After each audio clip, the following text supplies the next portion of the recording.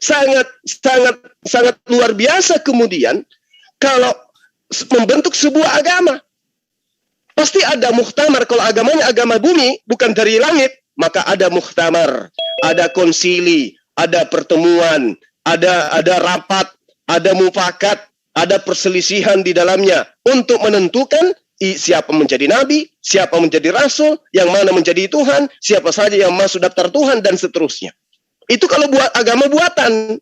Kalau agama wahyu, seketika itu datang dari sumbernya, tanpa penyelidikan, tanpa investigasi, tanpa penelitian, tanpa ada pengumpulan data, tanpa daftar pustaka, tanpa kunjungan museum, tanpa muktamar, dan seterusnya. Itu agama wahyu.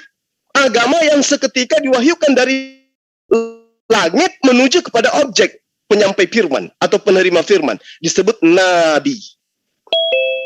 Nah, kalau dalam sebuah negara saja yang areanya kecil, hanya bersifat spesial terhadap orang-orang yang mengikat diri terhadap suatu negara, itu bisa sekomplit itu masalah yang muncul untuk merumuskan suatu poin. Bagaimana dengan agama? Kalau agama dibuat-buat, pasti itu akan melahirkan sebuah konsili-konsili, musyawarah-musyawarah. Pasti, muhtamar-muhtamar.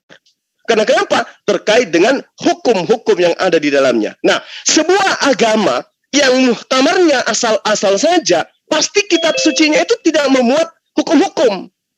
Atau paling tidak, apapun yang termaktub di dalamnya itu cacat dia. Logika, sejarah, kemudian ilmu yang ada di dalamnya itu pasti cacat.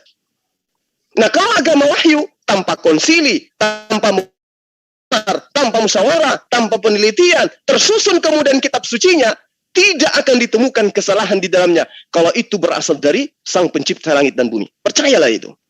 Indonesia dengan seambrek aturan yang disusun oleh para ilmuwan, cendekiawan negara kita ini, cendekiawan dari negara dan juga para ilmuwan yang dianggap sebagai orang yang punya kapasitas membentuk sebuah aturan di negara ini. Toh, saban hari butuh perubahan, butuh pembaruan, butuh perbaikan, dan seterusnya. Nah, ini Islam disusun hanya satu orang, yaitu Rasulullah Muhammad SAW 1400 tahun silam.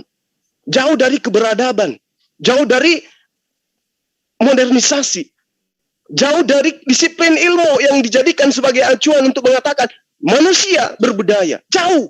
Dia hidup di zaman jahiliyah. Seorang diri mampu memutuskan sebuah hukum, di mana komponen-komponen hukum itu semua tersurat di dalamnya, tersirat di dalamnya, dan kemudian poin-poinnya baru ditemukan oleh orang-orang yang bertitel profesor hari ini.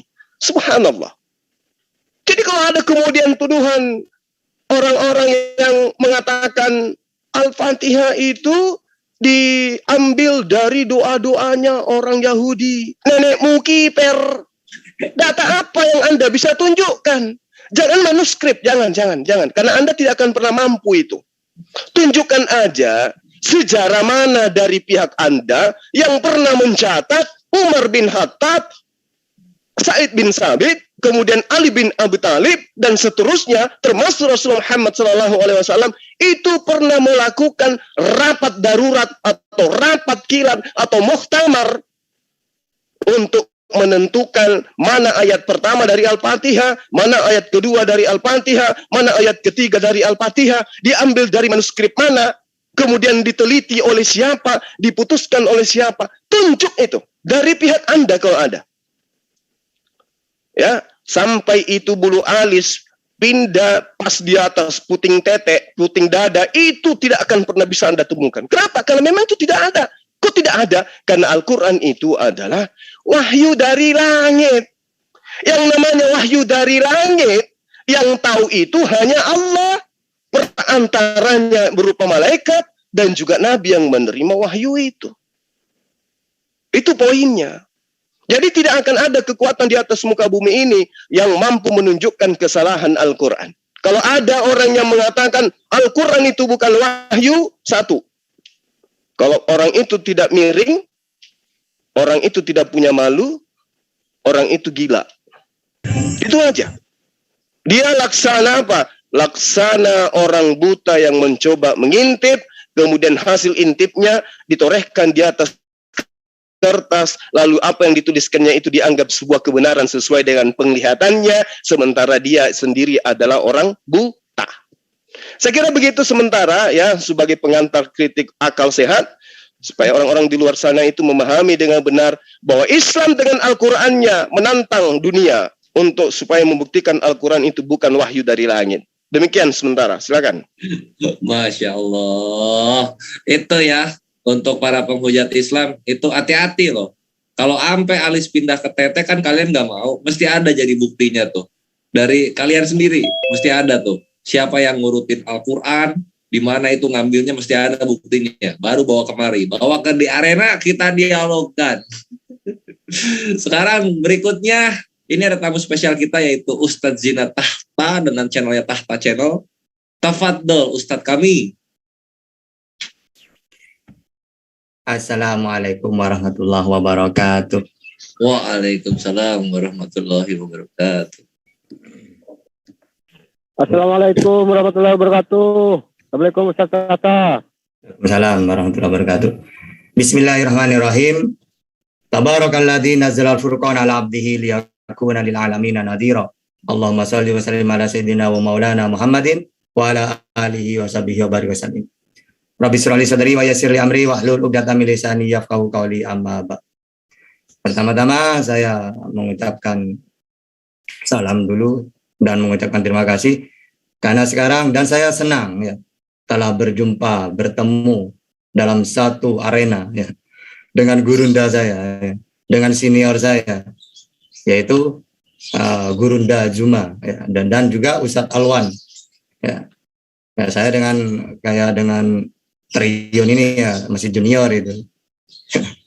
Jadi apa? Jadi kami bahagia. Oke, langsung aja karena ini nanti mungkin ada tanya jawab, mungkin ada nonton yang masuk. Kita berikan mereka, kita persilakan bertanya, kita yang menjawab. Nah, pertama, saya meneruskan Gurunda ya, ingin melengkapi lah tentang masalah orang otan-otan itu ya. Mereka sudah kewalahan.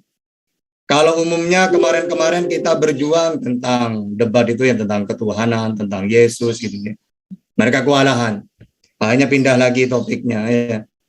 Mereka ingin mengkritik Al-Quran ya, ingin mencari kelemahannya misalnya. Nah justru ini kesenangannya Ustadz Alwan nantinya. Termasuk saya salah satunya senang tema yang kayak gitu itu. Karena apa? Saya sering mengatakan Al-Quran itu sudah final. Apa yang kalian tanyakan sebelum ditanya sudah ada jawabannya. Gitu. Sehingga kalau pakai metode, pakai cara seperti ini, debatnya itu tanpa bunuh diri itu namanya. Nah, apalagi mau ngundang mana? Ngundang di luar negeri ya. Mau dari Mesir, mau dari Arab Saudi, itu tidak pengaruh apa-apa. Sama sekali tidak ada pengaruhnya apa-apa. Tetap malah semakin ketahuan kelemahannya mereka.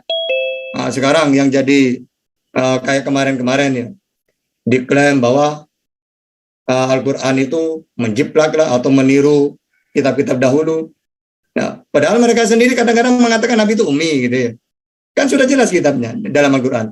Wa ma kunta tatlu min qablihi min kitabi wa la takhutuhu bi yaminik idzal lartabal mubtilun. Di situ jelas kan, Nabi itu ummi, tidak pernah menulis atau membaca kitab terdahulu. Nah gimana mau jiplak, gimana mau niru gitu ya. Nah terus ada lagi klaimnya itu bahwa Fatihah bukan ayat Al-Quran. Dari mana kami sudah jelas itu. Misalnya kami menjiplak sudah dibantah dengan Al-Quran itu sendiri. Dengan hadis juga gitu. Ya, bahwa Al-Quran itu ma'unjila fit Taurat wala fil Injil. Wala fil Furqan misluha. Ya. Misliha gitu ya. Maksudnya apa? Ini termasuk 7 ayat Al-Fatihah ini ya. Termasuk spesial yang tidak pernah Allah turunkan baik dalam Taurat dan Injil. Nah, sekarang kalau mengklaim ngambil dari mereka dari kitab, mana? Di ayat mana? Di Perjanjian Lama atau Perjanjian Baru? Tidak bisa dibuktikan. Terus Al-Quran, Fatihah, khusus Fatihah bukan Al-Quran. Karena Ibnu Mas'ud juga mengatakan bahwa Al-Ma'udatain dengan Al-Quran, dengan Fatihah bukan. Nah ternyata di Ulumul Quran sudah dibahas itu. Semua pendapatnya Ibnu Mas'ud itu adalah batil. La yasihu, tidak sah, tidak sahih. Sehingga apa? Karena Ibnu Mas'ud sendiri pasti dia sholat baca Fatihah. Andai kan dia tidak mengakui, ya pasti dia tidak akan baca Fatihah. Nah, kalau tidak baca Fatihah, ya tidak sah sholatnya. Kenapa? Idza kuntu ila sholat fakabir summa qra' ma tayassara minal Qur'an. Apa? Ketika kamu sholat, bacalah ma tayassara minal Qur'an, yaitu Fatihah. Dan Fatihah rukun sholat termasuk rukun qauli. Sehingga kalau tidak baca Fatihah, ya tidak akan sah. Nah, jadi klaim-klaim pertama Al-Quran menjiplak itu sudah dibantah. Al-Quran, Al-Fatihah bukan Al-Quran, sudah dibantah dengan Quran dan hadis semuanya. Nah, sehingga mereka apa? Mau mendatangkan dari mana? Dari Brazil itu. Ya tanpa tahu apa-apa. Kalau dari Arab saja, dari Mesir aja udah pelangga-pelangga kayak gitu. Ya kalau tahu perdebatan itu kemarin malam itu, sampai Ustaz Alwan tidak sabar sebenarnya, saya tahu itu. Kenapa? Orang ini bukan, kalau orang yang mendengar itu cuma cerotos gitu ya. Itu kayak orang pinter gitu. Padahal dia cuma membaca hadis-hadis yang udah ada jawabannya. Ibnu Mas'ud, Ibnu ini nih. Padahal cuma dikumpulkan hadis-hadis itu yang lemah, tidak punya sanad, bahkan ada sanadnya juga dibantah oleh ulama. Ya, batil semuanya. Tidak ada yang sahih. Dan oleh ulama tidak dipakai sama sekali. Itu dibaca semua. Yang satu yang dari Muslim ya mengkritik, dia bukan malah menanggapi, dibaca lagi, diulang dari atas lagi, dari ke bawah. Jadi apa? Kita umat Islam itu harus pede. Mulai dari zaman Rasulullah sampai sekarang ini, bahkan sampai hari kiamat. Masalah perdebatan, kita umat Islam pasti ada di puncak, di atas angin itu. Itu sudah, dan perdebatan udah ada di zaman Rasulullah. Ya, sehingga apa? Sampai sekarang pun, bahkan selamanya, kita akan selalu menang. Makanya Ustaz Juma itu pede aja. Kemana-mana dia itu tenang. Dia yakin bahwa apa? Yang namanya perdebatan Kristen dengan Islam dari dulu pasti tidak ada apa-apanya. Tapi secara akal, coba kita pakai akalnya. Mereka mau pakai dalil apa coba? Mereka ditinggal Yesus 3 tahun yang cuma mengenalkan tauhid, ditolak. Mau menantang agama yang sempurna, al-yauma akmaltu lakum. Gimana coba? Ini mereka cuma modal imani saja. Tentang ketuhanan mereka tidak punya dalil. Seperti orang-orang seperti Selayar, Bang Juma. Enak, ibaratkan cuma mukul-mukul doang gitu ya. Tidak ada perlawanan aslinya. Nah, sekarang mau pakai metode apapun, mereka tidak akan bisa. Ya, kalau internasional sekarang ada Zakir Naik, dulu ada Ahmad Didat, di Indonesia banyak lah. Ya. Jadi apa? Itu sudah dari sejarah seperti itu. Dulu orang kewalahan, orang-orang Quraisy sampai mendatangkan orang Yahudi, karena orang Yahudi zaman dulu itu terkenal cerdasnya. Untuk menghentikan hujahnya Rasulullah, mereka sampai nyewan orang Yahudi. Ya, orang Kristen udah tidak mampu. Ya, mereka menyewan rabi-rabi gitu, tetap tidak mampu. Ya, terus Rasulullah tidak ada, masih ada Ibnu Abbas, ya Sayyidina Ali. Tidak ada beliau, masih ada tabi'in yang luar biasa. Bahkan semakin banyak rabi-rabi yang masuk Islam. Ya, nah, sama seperti di Indonesia yang menyerang siapa? Orang-orang mu'allaf. Karena orang mu'allaf itu menerima kebenaran dari kitabnya, sehingga mereka itu enak mukul-mukul gitu. Nah, kalau orang yang murtad rata-rata tidak tahu apa-apa tentang Quran, enak. Ustadz Alwan yang enak. Ya, tinggal apa? Disuruh bertanya aja, ngapain debat gitu ya. Akhirnya apa? Karena skala debat kesurupan doang, akhirnya masuk penjara. Coba. Karena apa? Tidak sesuai dengan kenyataannya. Kalau orang-orang kayak Ustadz Kainama misalnya, dia menyampaikan dengan dalil, karena apa? Ada juga mantan-mantan pendeta, enak menyampaikan. Nah, kalau yang murtad ini kasihan saya. Memelintir Al-Quran, dipelintir gini-gini, menfitnah-fitnah, akhirnya masuk penjara. Gitu. Karena apa? Andai kan debat, coba. Debat baik-baik. Mau bahas apa? Mau bahas Al-Quran, ayat apa? Kan enak. Ini enggak. Ditantang, misal Bang Juma nantang, enggak mau.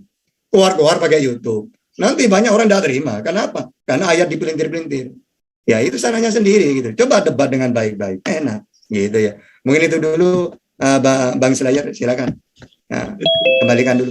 Masya Allah, ini ya apa? Sangat mencerahkan sekaligus menghibur gitu kalau Ustadz Zina Tahta udah menjelaskan ya. Jadi begitulah kekristenan, terutama untuk oknum yang menghujat Islam. Ketika kalian mau memberikan syubhat bahwasanya Quran ini menjiplak, itu malah jadi topik bunuh diri ketika dibawakan gitu. Makanya untuk kekristenan yang bijak dalam menggunakan frasa berdusta demi kebesaran nama Kristus, mereka nggak akan mau dialog. Karena kalau dialog yang terjadi adalah seperti yang dibilang oleh Ustaz Tahta gitu, jadi bahan lawakan. Nah, ini mungkin sudah ada apa? Sudah ada kekristenan, ada siapa nih? Belum ada ya? Oh, ini ada Selamat sore. Iya. Ini ada Carol lah. Carol aja dulu. Silakan Carol. Bertanya apapun kepada Baik, terima kasih. Ya, silakan. Ya, silakan mungkin yang menjawab bukan hanya satu ya. Dari Al-Ankabut ayat 41. Ayat 41 Ankabut yang terjemahannya saya baca ya, terjemahan Kementerian Agama. Perumpamaan orang-orang yang mengambil pelindung selain Allah adalah seperti laba-laba yang membuat rumah. Dan sesungguhnya rumah yang paling lemah ialah rumah laba-laba. Sekiranya mereka mengetahui rumah laba-laba ya sederhana kita. Ayat berapa Kak?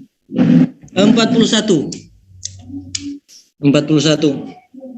Ya, jadi sederhana saja pemahaman tentang ayat ini. Tapi yang lumayan sederhana, lumayan membuat saya terkesima itulah laba-laba. Karena laba-laba ini ternyata rapuh dalam hal rumah mereka, bukan hanya soal rumah atau sarang laba-laba, tapi ternyata juga rapuh dalam relasi mereka. Laba-laba. Ya, pertanyaannya apa? Laba-laba perempuan laba-laba laki-laki jantan ya, memangsa laba-laba jantan dan memangsa juga bisa memangsa anaknya sendiri. Nah, inilah alaminya laba-laba. Secara alami laba-laba ya seperti ini sifatnya. Nah, saya terus terang ketika berdiskusi dengan orang-orang, kalau mereka mau menolak apa yang saya katakan, mereka akan mengatakan soal kealamian, naturnya manusia. Nah, ternyata natur atau hal-hal alami ternyata ini tidak mutlak dijadikan sebuah standar moralnya manusia. Mengapa demikian?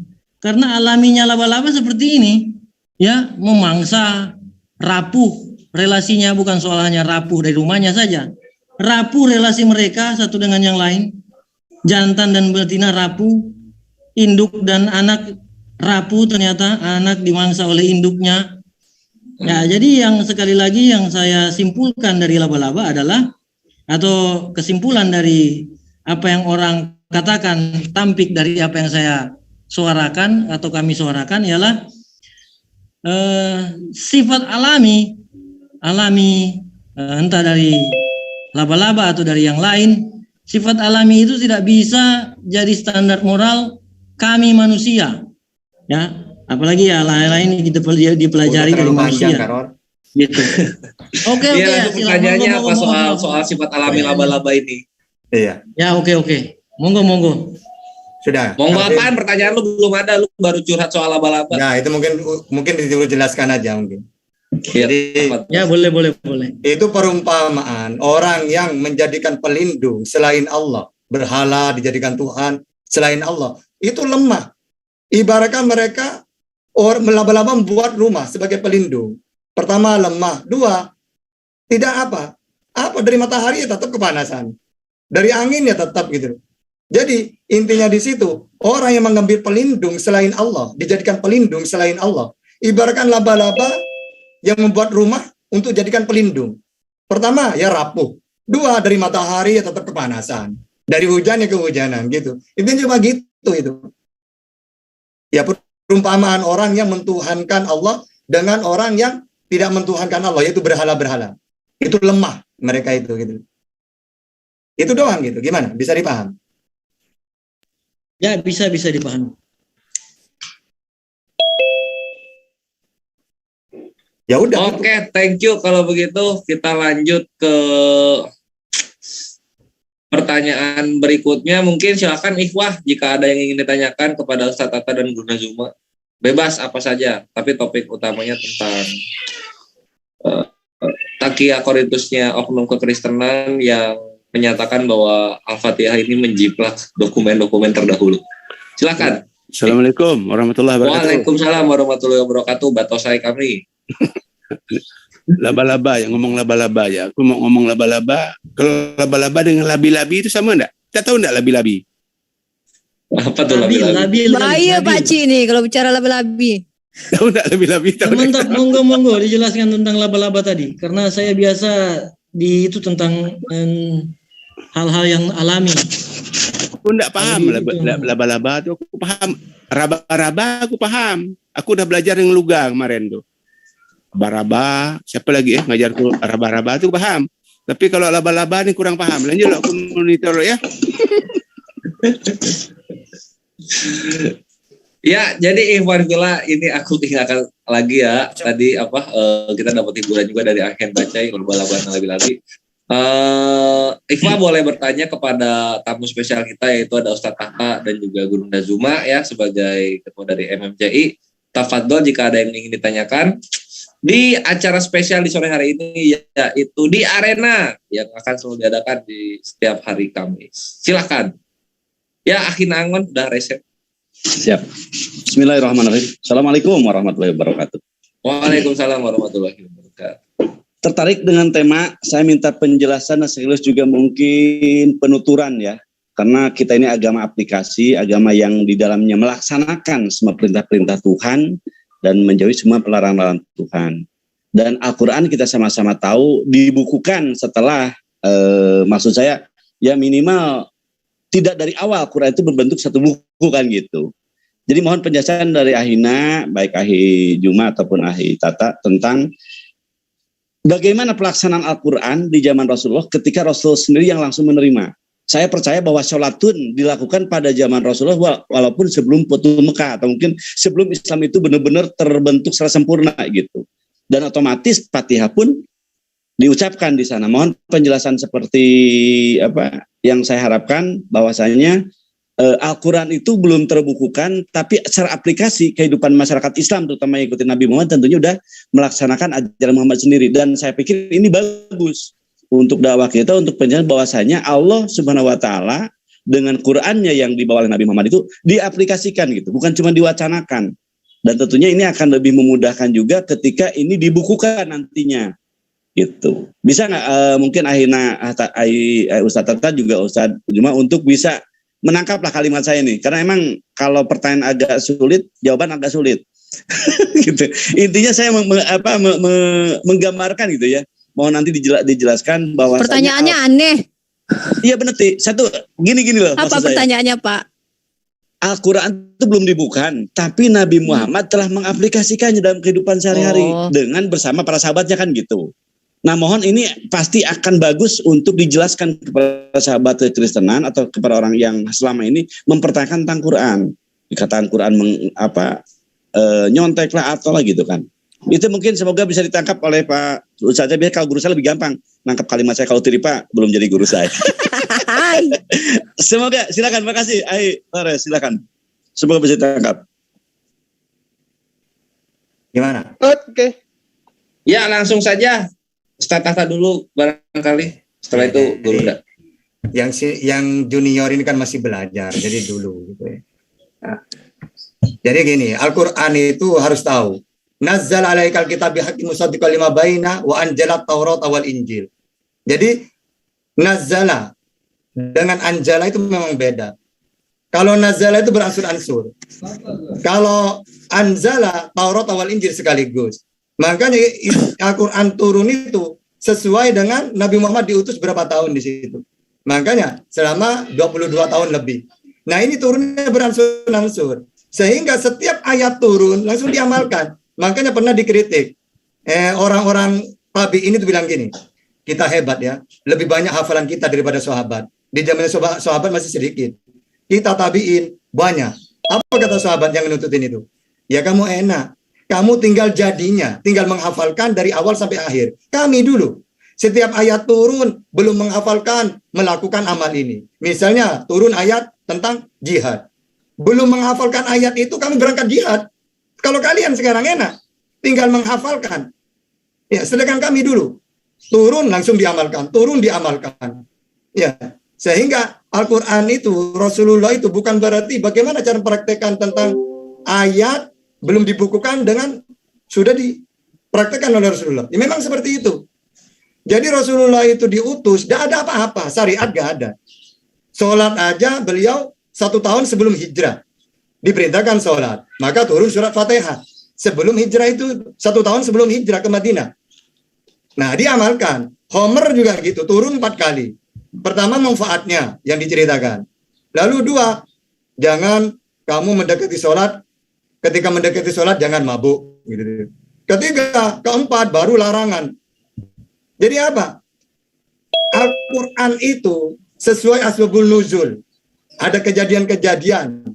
Sehingga enak. Makanya, kenapa umat Islam itu tidak kaget ketika ada perintah-perintah? Beda dengan Yahudi.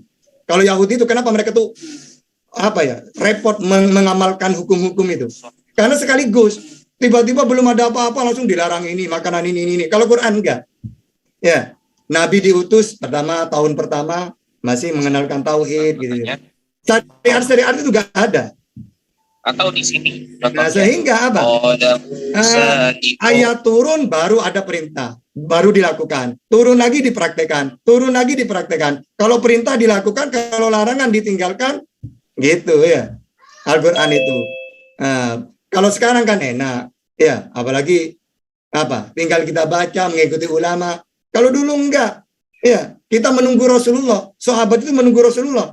Wahyu turun, bagaimana bunyinya, bagaimana cara Rasulullah mempraktekkan, ini perintah apa larangan, udah dilakukan. Turun lagi, 1 bulan lagi turun. Ya seperti terus sampai 22 tahun, 2 bulan ya lamanya.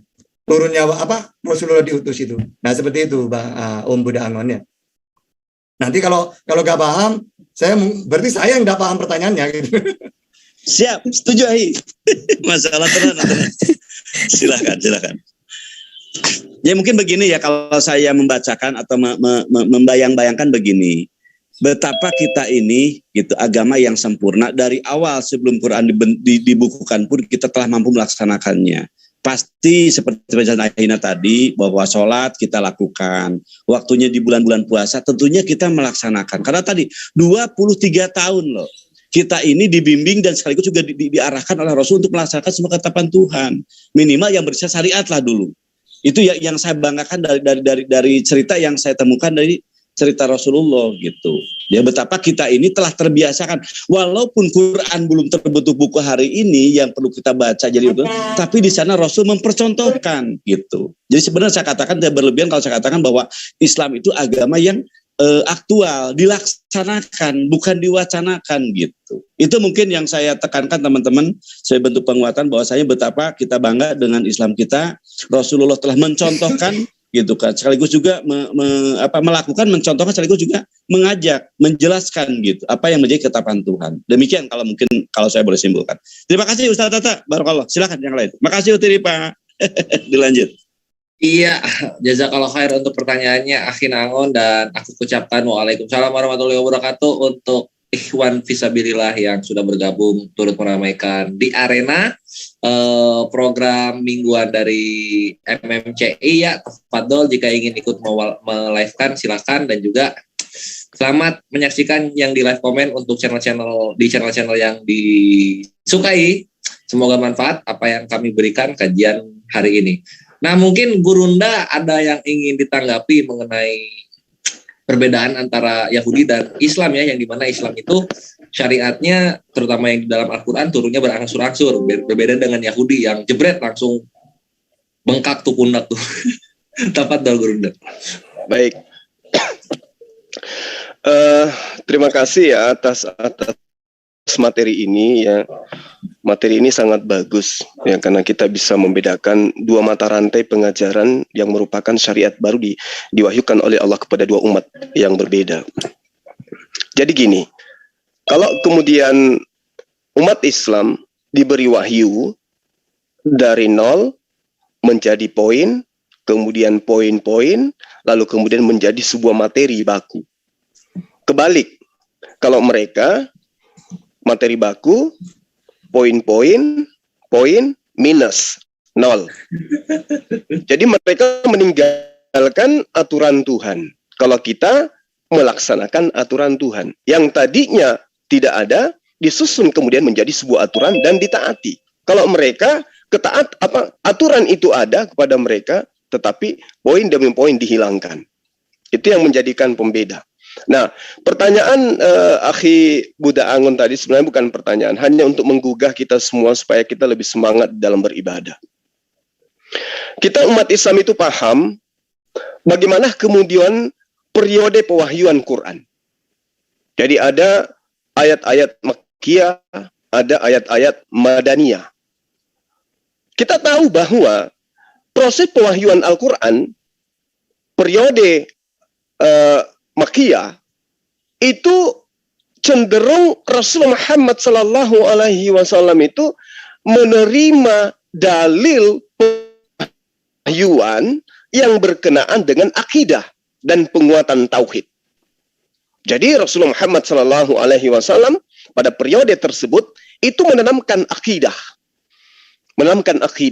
Syariatnya kemudian itu nanti kebanyakannya itu diterima pada periode Madaniyah. Nah, kemudian kembali kepada surah Al-Fatihah yang tadi. Kalau apa yang termaktub di dalam surah Al-Fatihah di ayat pertama sampai kepada ayat ke-7 itu tidak berkaitan kemudian dengan dengan sesuatu syariat yang kemudian harus menjadi aturan baku pada masa itu. Tidak. Segala puji bagi Allah Tuhan semesta alam. Alhamdulillahi Rabbil Alamin. Orang yang tidak sholat, orang yang tidak puasa, orang yang tidak melakukan syariat, itu mengimani bahwa hanya Allah Tuhan semesta alam yang wajib dipuji. Ar-Rahmanir Rahim misalnya. Ya, yang maha pemurah lagi maha penyayang. Kudu wajib diimani esensi Allah itu kodratnya seperti itu. Yang menguasai hari pembalasan, hanya kepada Dia kita menyembah, hanya kepada Dia kita memohon pertolongan. Lalu kemudian minta petunjuk hanya kepada Dia. Yaitu jalan orang-orang yang diberi nikmat, keselamatan kepada mereka, bukan jalan orang-orang yang diberi yang dimurkai dan bukan pula jalan orang yang sesat. Nah, ini yang ditanamkan oleh Rasulullah. Ini yang ditanamkan oleh Rasul Muhammad Sallallahu Alaihi Wasallam.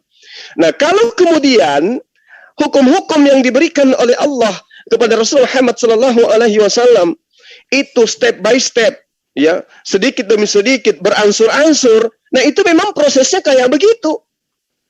Artinya hukum yang berlaku, kewajiban yang dituntut oleh Allah kepada umat Islam itu juga beransur-ansur. Tidak seketika itu saja, tidak. Jadi ketika ada perintah sholat, Rasulullah Muhammad SAW kemudian mengatakan sallu kama ra'aitumuni usalli. Nah, jadi ada yang menjadi tuntunan, ada yang menjadi objek yang mempraktekkan lebih utama, yang lebih pertama, yang kemudian dicontohkan oleh umatnya. Inilah kehebatan umat Islam. Bahwa segala sesuatu yang tidak pernah dicontohkan itu dikatakan bid'ah.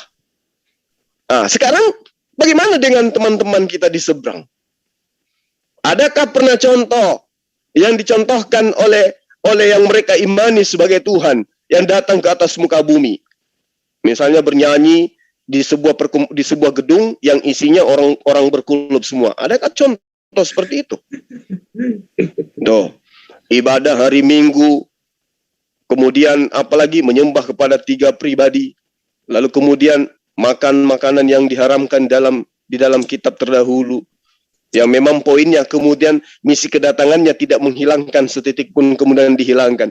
Adakah poin-poin seperti itu? Atau adakah contoh yang diberikan bagaimana kemudian menghapus dosa, menebus dosa itu kudu wajib dengan darah manusia? Nah, kalau umat Islam itu tadi, bahwa apa yang kemudian dicontohkan pada masa periode Mekah, pada masa periode Madinah, itu harus dilaksanakan sesuai dengan anjuran daripada Rasul Muhammad SAW.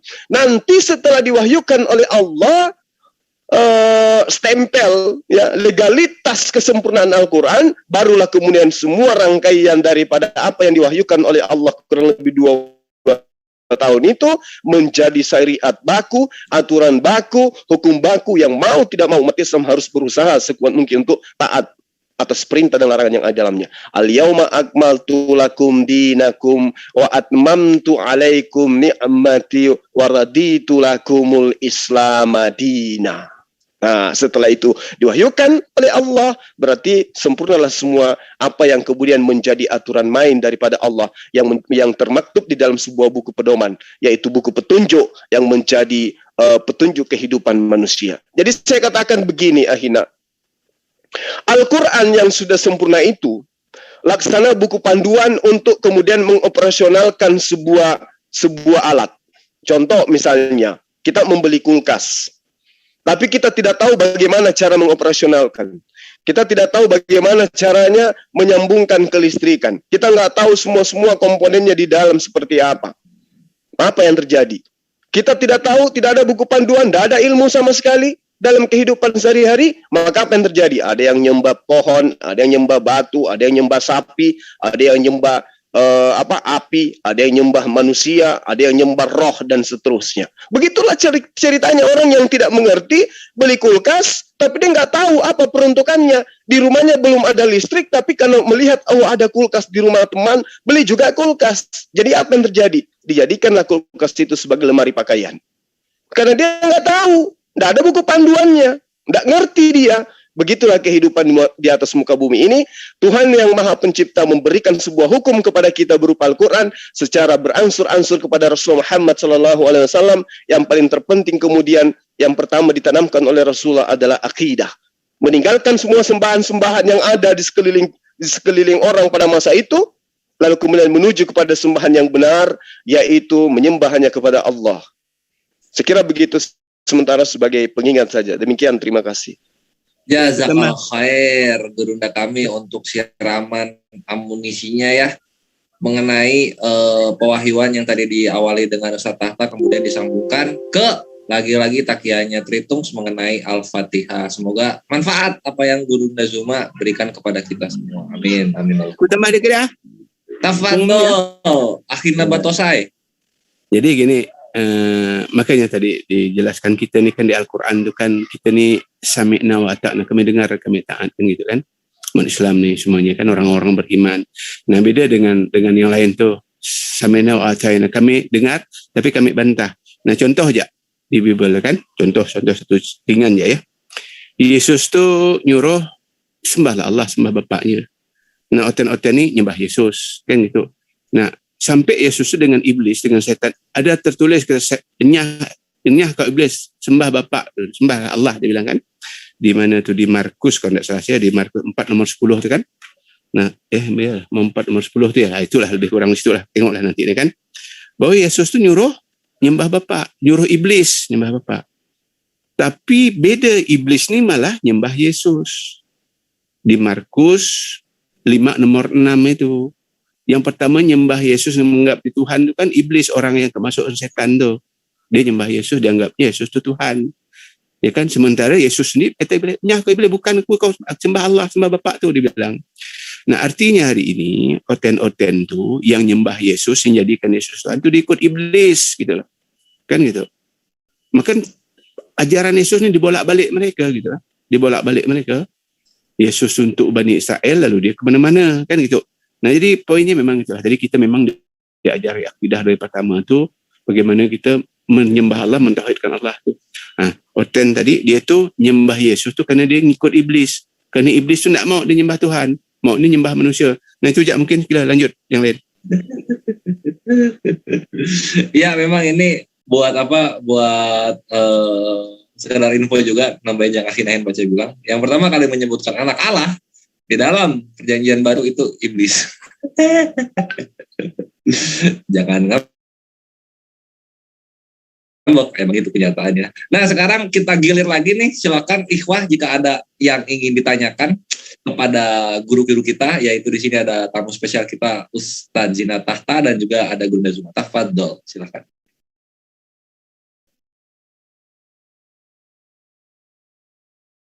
Ayo malu-malu. Biar boleh. Kerol enggak. Kami nunggu boleh. Mungkin ada tambahan dari Ustaz Alwan kali, Dek. Silakan. Ustaz Alwan mungkin sibuk diskoneksi ini. Diskoneksi ya. Audio diskoneksi. Siap. Ustaz Juma aja, tambahkan sikit Ustaz Juma tadi tentang iblis nyembah, pertama yang nyembah apa? yang nyembah Yesus tuh di Markus 5 nomor berapa tuh? Nomor 6 dia kan dari 1 sampai 6 tuh kan agak panjang cerita itu kan. Nah, iblis tu orang gila tu bisa mutus rantai gila macam mana tu dari kubur dia tu dia main orang gila kan. Dia tu yang pertama nyembah Yesus tu gitu. Sementara Yesus kan marah. Sembah bapak tu dia bilang di Markus 4 nomor 10 tu. Dia bolak-balikkan dia orang. Nah, cuba Ustaz Juma ajak jelaskan ini. Aku tadi jelas enggak nyaman hati tidak dengar kan nanti lalu tersinggung pula. Biar Ustaz Juma ajak biar halus sikit bahasa. Lanjut. Iya. Jadi gini, kita sudah acap kali menyampaikan ya bahwa tentang diri Yesus. Saya katakan gini, kalau terkait dengan keberadaan Yesus itu di atas muka bumi, kedatangannya itu,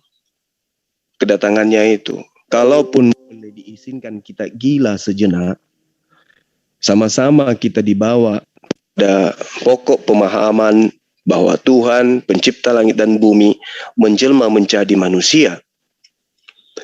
Maka ketika dia menjelma menjadi manusia, poin yang diajarkan ketika itu selama kurang lebih 3 tahun adalah melaksanakan, menyampaikan, membuktikan segala perintah Sang Bapa kepada dia untuk ia katakan dan untuk ia laksanakan. Artinya, kalau kita gila sejenak, lalu kemudian kita ikut mengimani Yesus itu adalah inkarnasi daripada pencipta langit dan bumi misalnya, maka yang disembah jangan yang penjelmaannya, tetapi yang mengutusnya dia. Gitu. Jadi selamanya dia tidak akan pernah menjadi Tuhan. Dalam keadaan gila pun, kita tidak akan menyembahnya. Umat Islam ini nggak akan menyembahnya. Kenapa? Karena umat Islam tahu Yesus itu manusia. 14 kali Yesus mengajarkan dirinya di dalam kitab Markus bahwa dia adalah anak manusia. 27 kali di dalam Gospel Lukas. 14 kali di dalam Gospel Yohanes. Ya, dan dia tidak pernah menyebut dirinya sebagai anak Tuhan. Kalaupun ada di dalam Yohanes dia menyebut dirinya anak Tuhan, dia menisbahkan kepada orang lain. Dan orang lain yang mengatakan itu kepada dirinya. Yesus berkata, tapi dia tidak pernah mengatakan secara langsung. Hanya orang yang mengatakan Yesus berkata dirinya adalah anak Tuhan.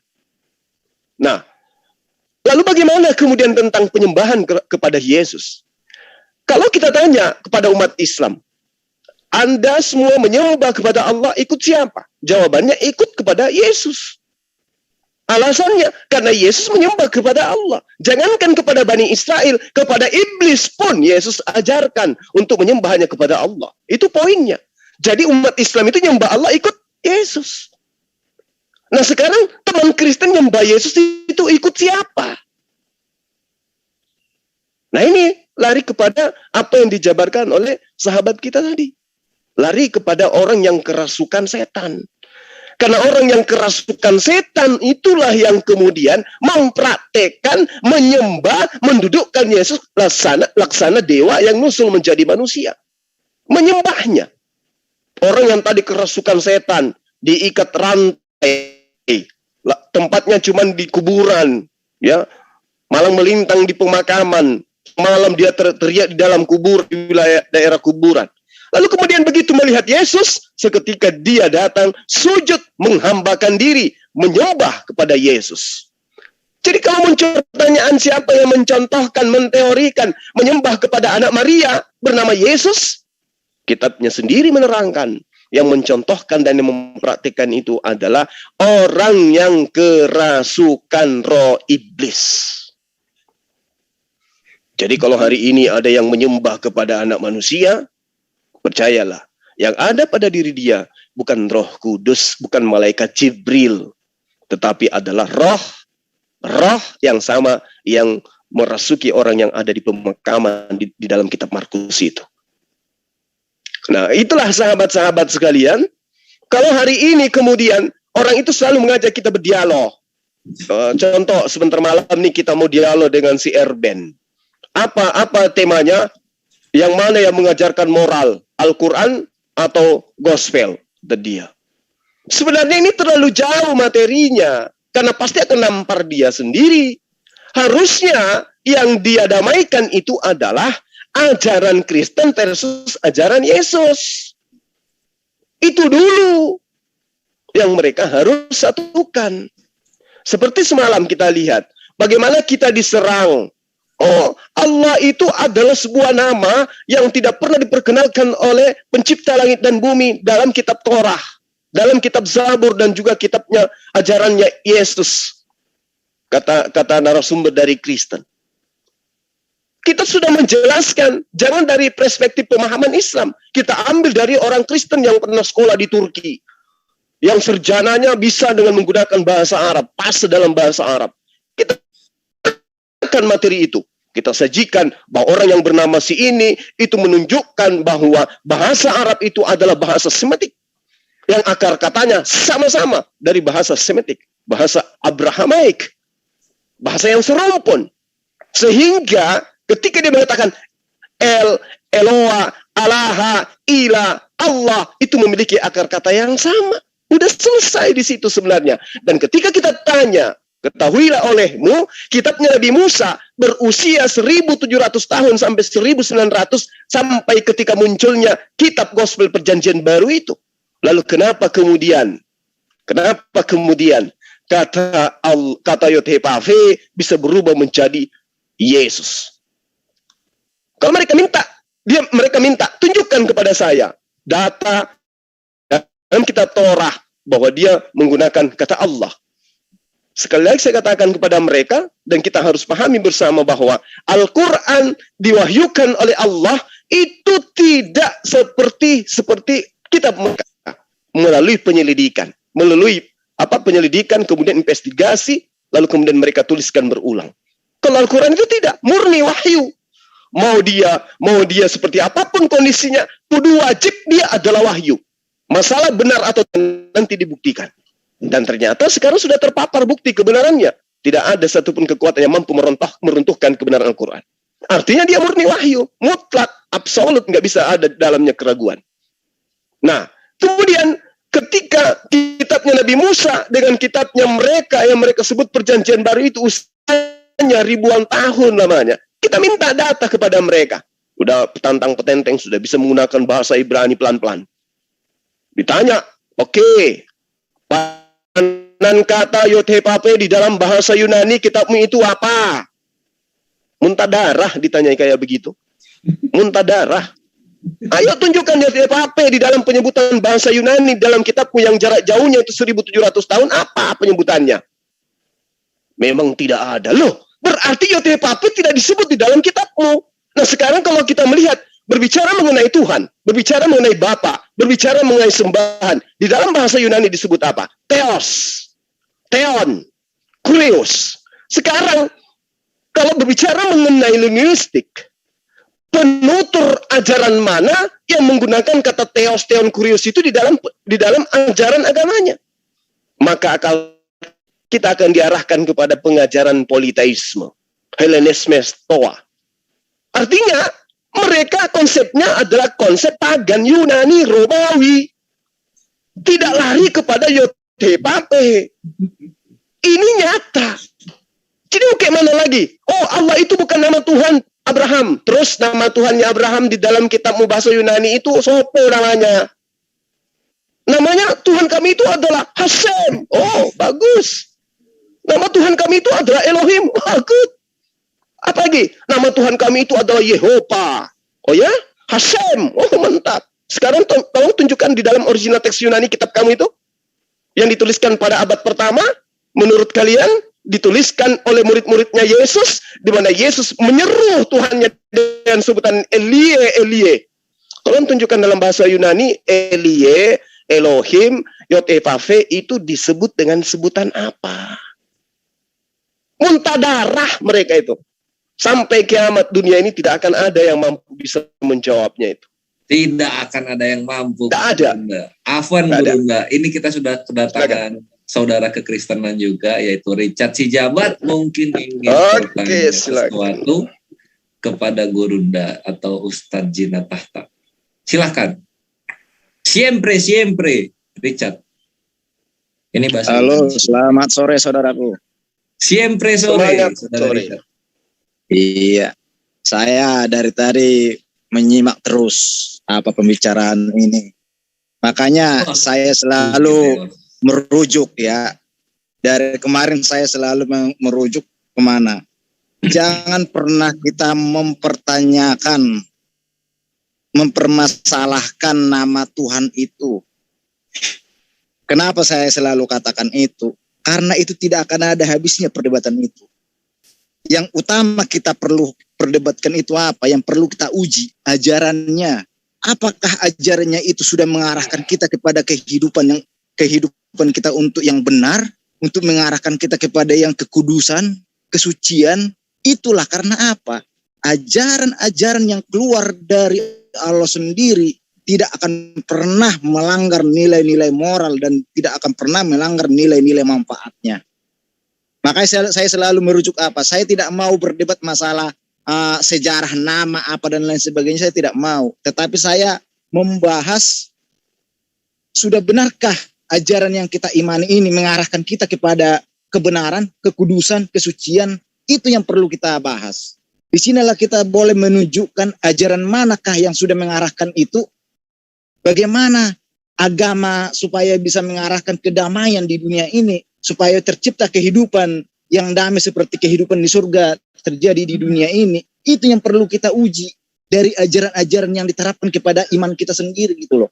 Kalau kita hanya berbicara sejarah begini, tata bahasa begini, gak ada habisnya. Karena apa? Nggak usah jauh-jauh dalam. Mari kita buktikan. Silahkan bukti aktual dari misalnya ajaran kekristenan yang bisa kita lihat secara nyata. Nanti dari Islam juga akan membuktikan dan dibawakan oleh Gurunda atau Ustadz Tafadol. Silakan, Richard, buktinya apa? Contoh lah, saya bilang ya, kalau saya mau merujuk ke ajaran lah, contohnya yang diperintahkan, ya kan? Iya, Pak. Ajarannya kan udah ada, bukti nyatanya aja. Nanti kita saling nunjukin. Iya, nih saya coba buka dulu di ini saya. Waktu 2 minggu. Ya. Bukti nyata. Misalnya ajaran Yesus kan tampar pipi kiri lalu berikan pipi kanan. Nah, bukti nyatanya tuh apa? Misalnya ada di berita gitu kan. Coba. Contoh nih seperti dibilang, ampunilah musuhmu. Ya kan?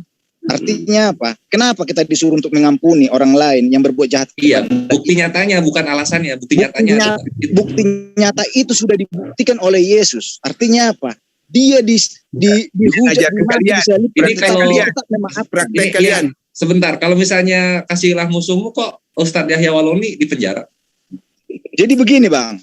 Nah, sekarang kita coba dengarkan dari Islam mungkin karena berada Richard bingung nyari bukti nyata ya. Tafadol Gurunda dan Ustadz bukan Bang. Silakan. Seperti ini Bang. Kalau masalah Ustadz Yahya Waloni, artinya apa? Kita hidup di dunia, ya kan? Ada hukum nasional. Maka yang membuat itu terjadi karena apa? Aku dong Kelvin nanti. Karena perdebatan agama itu selalu dipersekusi di Indonesia. Tidak dikasih ruang yang bebas. Artinya apa? Berbicara, mengatakan kebenaran pun bisa salah. Di Papua tuh bagus, bebas pak kalian bikin patung besar di Sumatera Utara tuh. Patung Yesus tuh, Yahudi gondrong tuh bebas kan bikin kok. Maksudku praktek, jangan kau ceritakan ini praktek kalian Kristen nih mengamalkan ajaran Yesus kasih itu tadi. Prakteknya bang. Ya kasih mungkin ini masih ini di kampung saya bang, jujur bang. Di kampung saya hanya masih bingung mungkin contohnya kayak gimana. Jadi kita coba dengarkan dulu dari Gurunda dan Ustadz. Gurunda dulu mungkin, silakan Gurunda. Baik. Jadi kalau misalnya moral, kita bahas tentang moral. Lalu kemudian kita mengacu kepada satu poin, kasihi musuhmu. Ya, kalau musuh itu kan dalam bahasa Ibrani itu kan Satan, artinya setan. Kasihilah setanmu, kan gitu ya.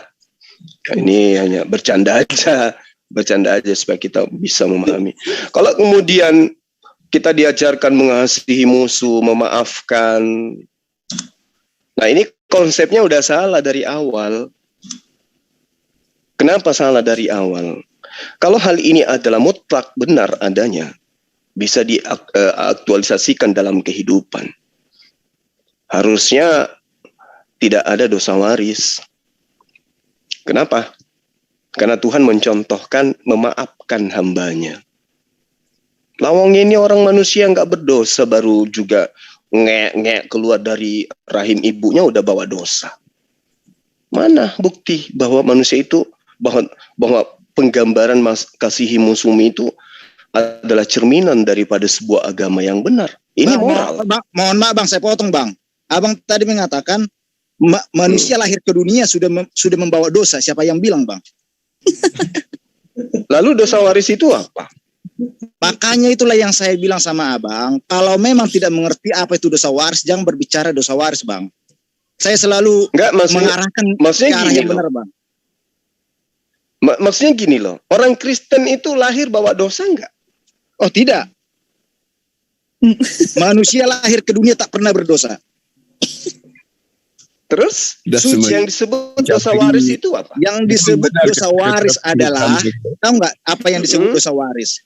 Dosa waris itu adalah penyebab keturunan Adam dan Hawa tidak lagi hidup di dalam surga. Sehingga apa? Pintu surga itu tertutup rapat-rapat bagi manusia. Nah, itulah. Di sinilah ketika kita berbicara moral, itu kita nggak boleh menyepelekan hal yang lain. Kalau saudara mengatakan akibat daripada dosa waris itu adalah penyebab sampai manusia itu tidak lagi di dalam surga, Anda lupa bahwa sebelum manusia dicipta itu memang diperuntukkan untuk mengisi bumi, bukan untuk di surga. Ayo. Betul ya, jangan. Tapi begini Bang. Jadi begini Bang, kalau di dalam kekristenan dan Yahudi juga mengakui itu, ya kan? Bahwa surga itu, Taman Eden itu ada di mana sih sebenarnya? Ada di bumi. Di Irak. Iya kan? Ada di bumi. Tetapi masalah penglihatan kita yang Tuhan mungkin bisa butakan kita, tidak bisa melihat akan di mana keberadaan surga itu, kita nggak bisa. Karena apa? Itu kuasa loh.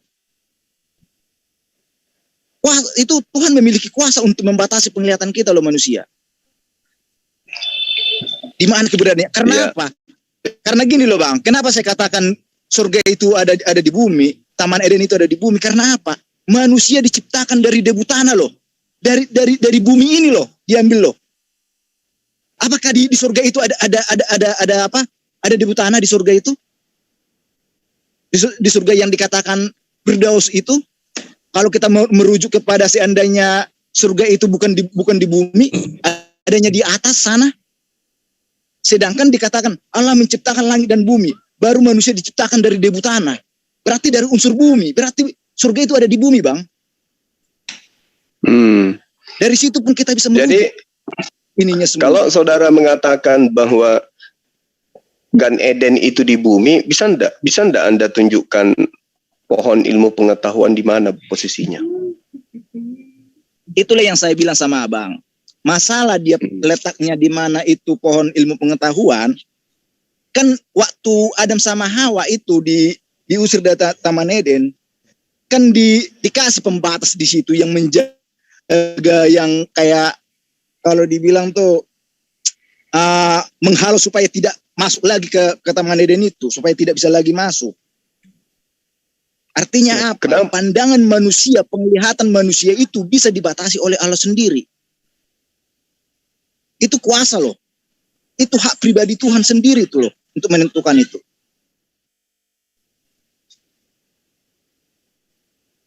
Jadi Gan Eden itu di bumi. Betul. Oh, tapi kita tidak tahu di mana letaknya. Taman Eden itu ada di bumi.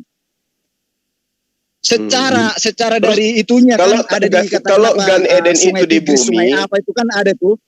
Ada yang merujuk kepada daerah Irak, kan itu sebenarnya. Masalah itu kebenaran apa mungkin kebetulan itu sungai-sungai yang ada di sana merujuk kepada Taman Eden yang ada yang di Alkitab yang tertulis. Kita kurang tahu memastikan kebenaran 100%-nya gitu loh. Kawan-kawan, lanjut ya, aku pamit loh nih ya. Untuk kawan-kawan semua. Assalamualaikum warahmatullahi wabarakatuh. Aku mau beli botrek. Aku mau beli botrek bentar. Assalamualaikum. Aku live langsung. Iya, Jadi dalam kitab Anda sendiri itu diterangkan bahwa dicipta untuk mengisi bumi manusia itu. Kemudian ditempatkan di Gan Eden.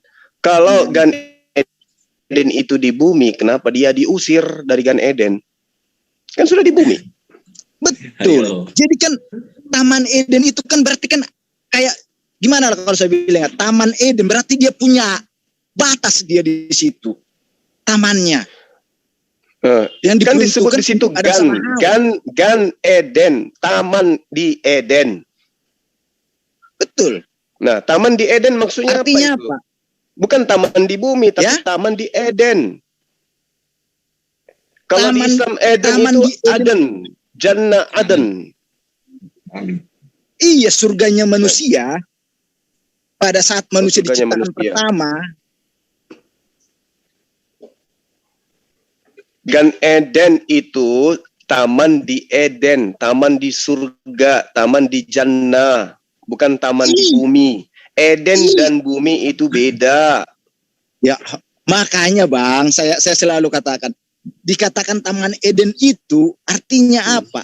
Ada surga yang dikhususkan, diberikan tempat taman yang khusus, itu dikatakan surganya manusia pada saat manusia diciptakan pertama di situ.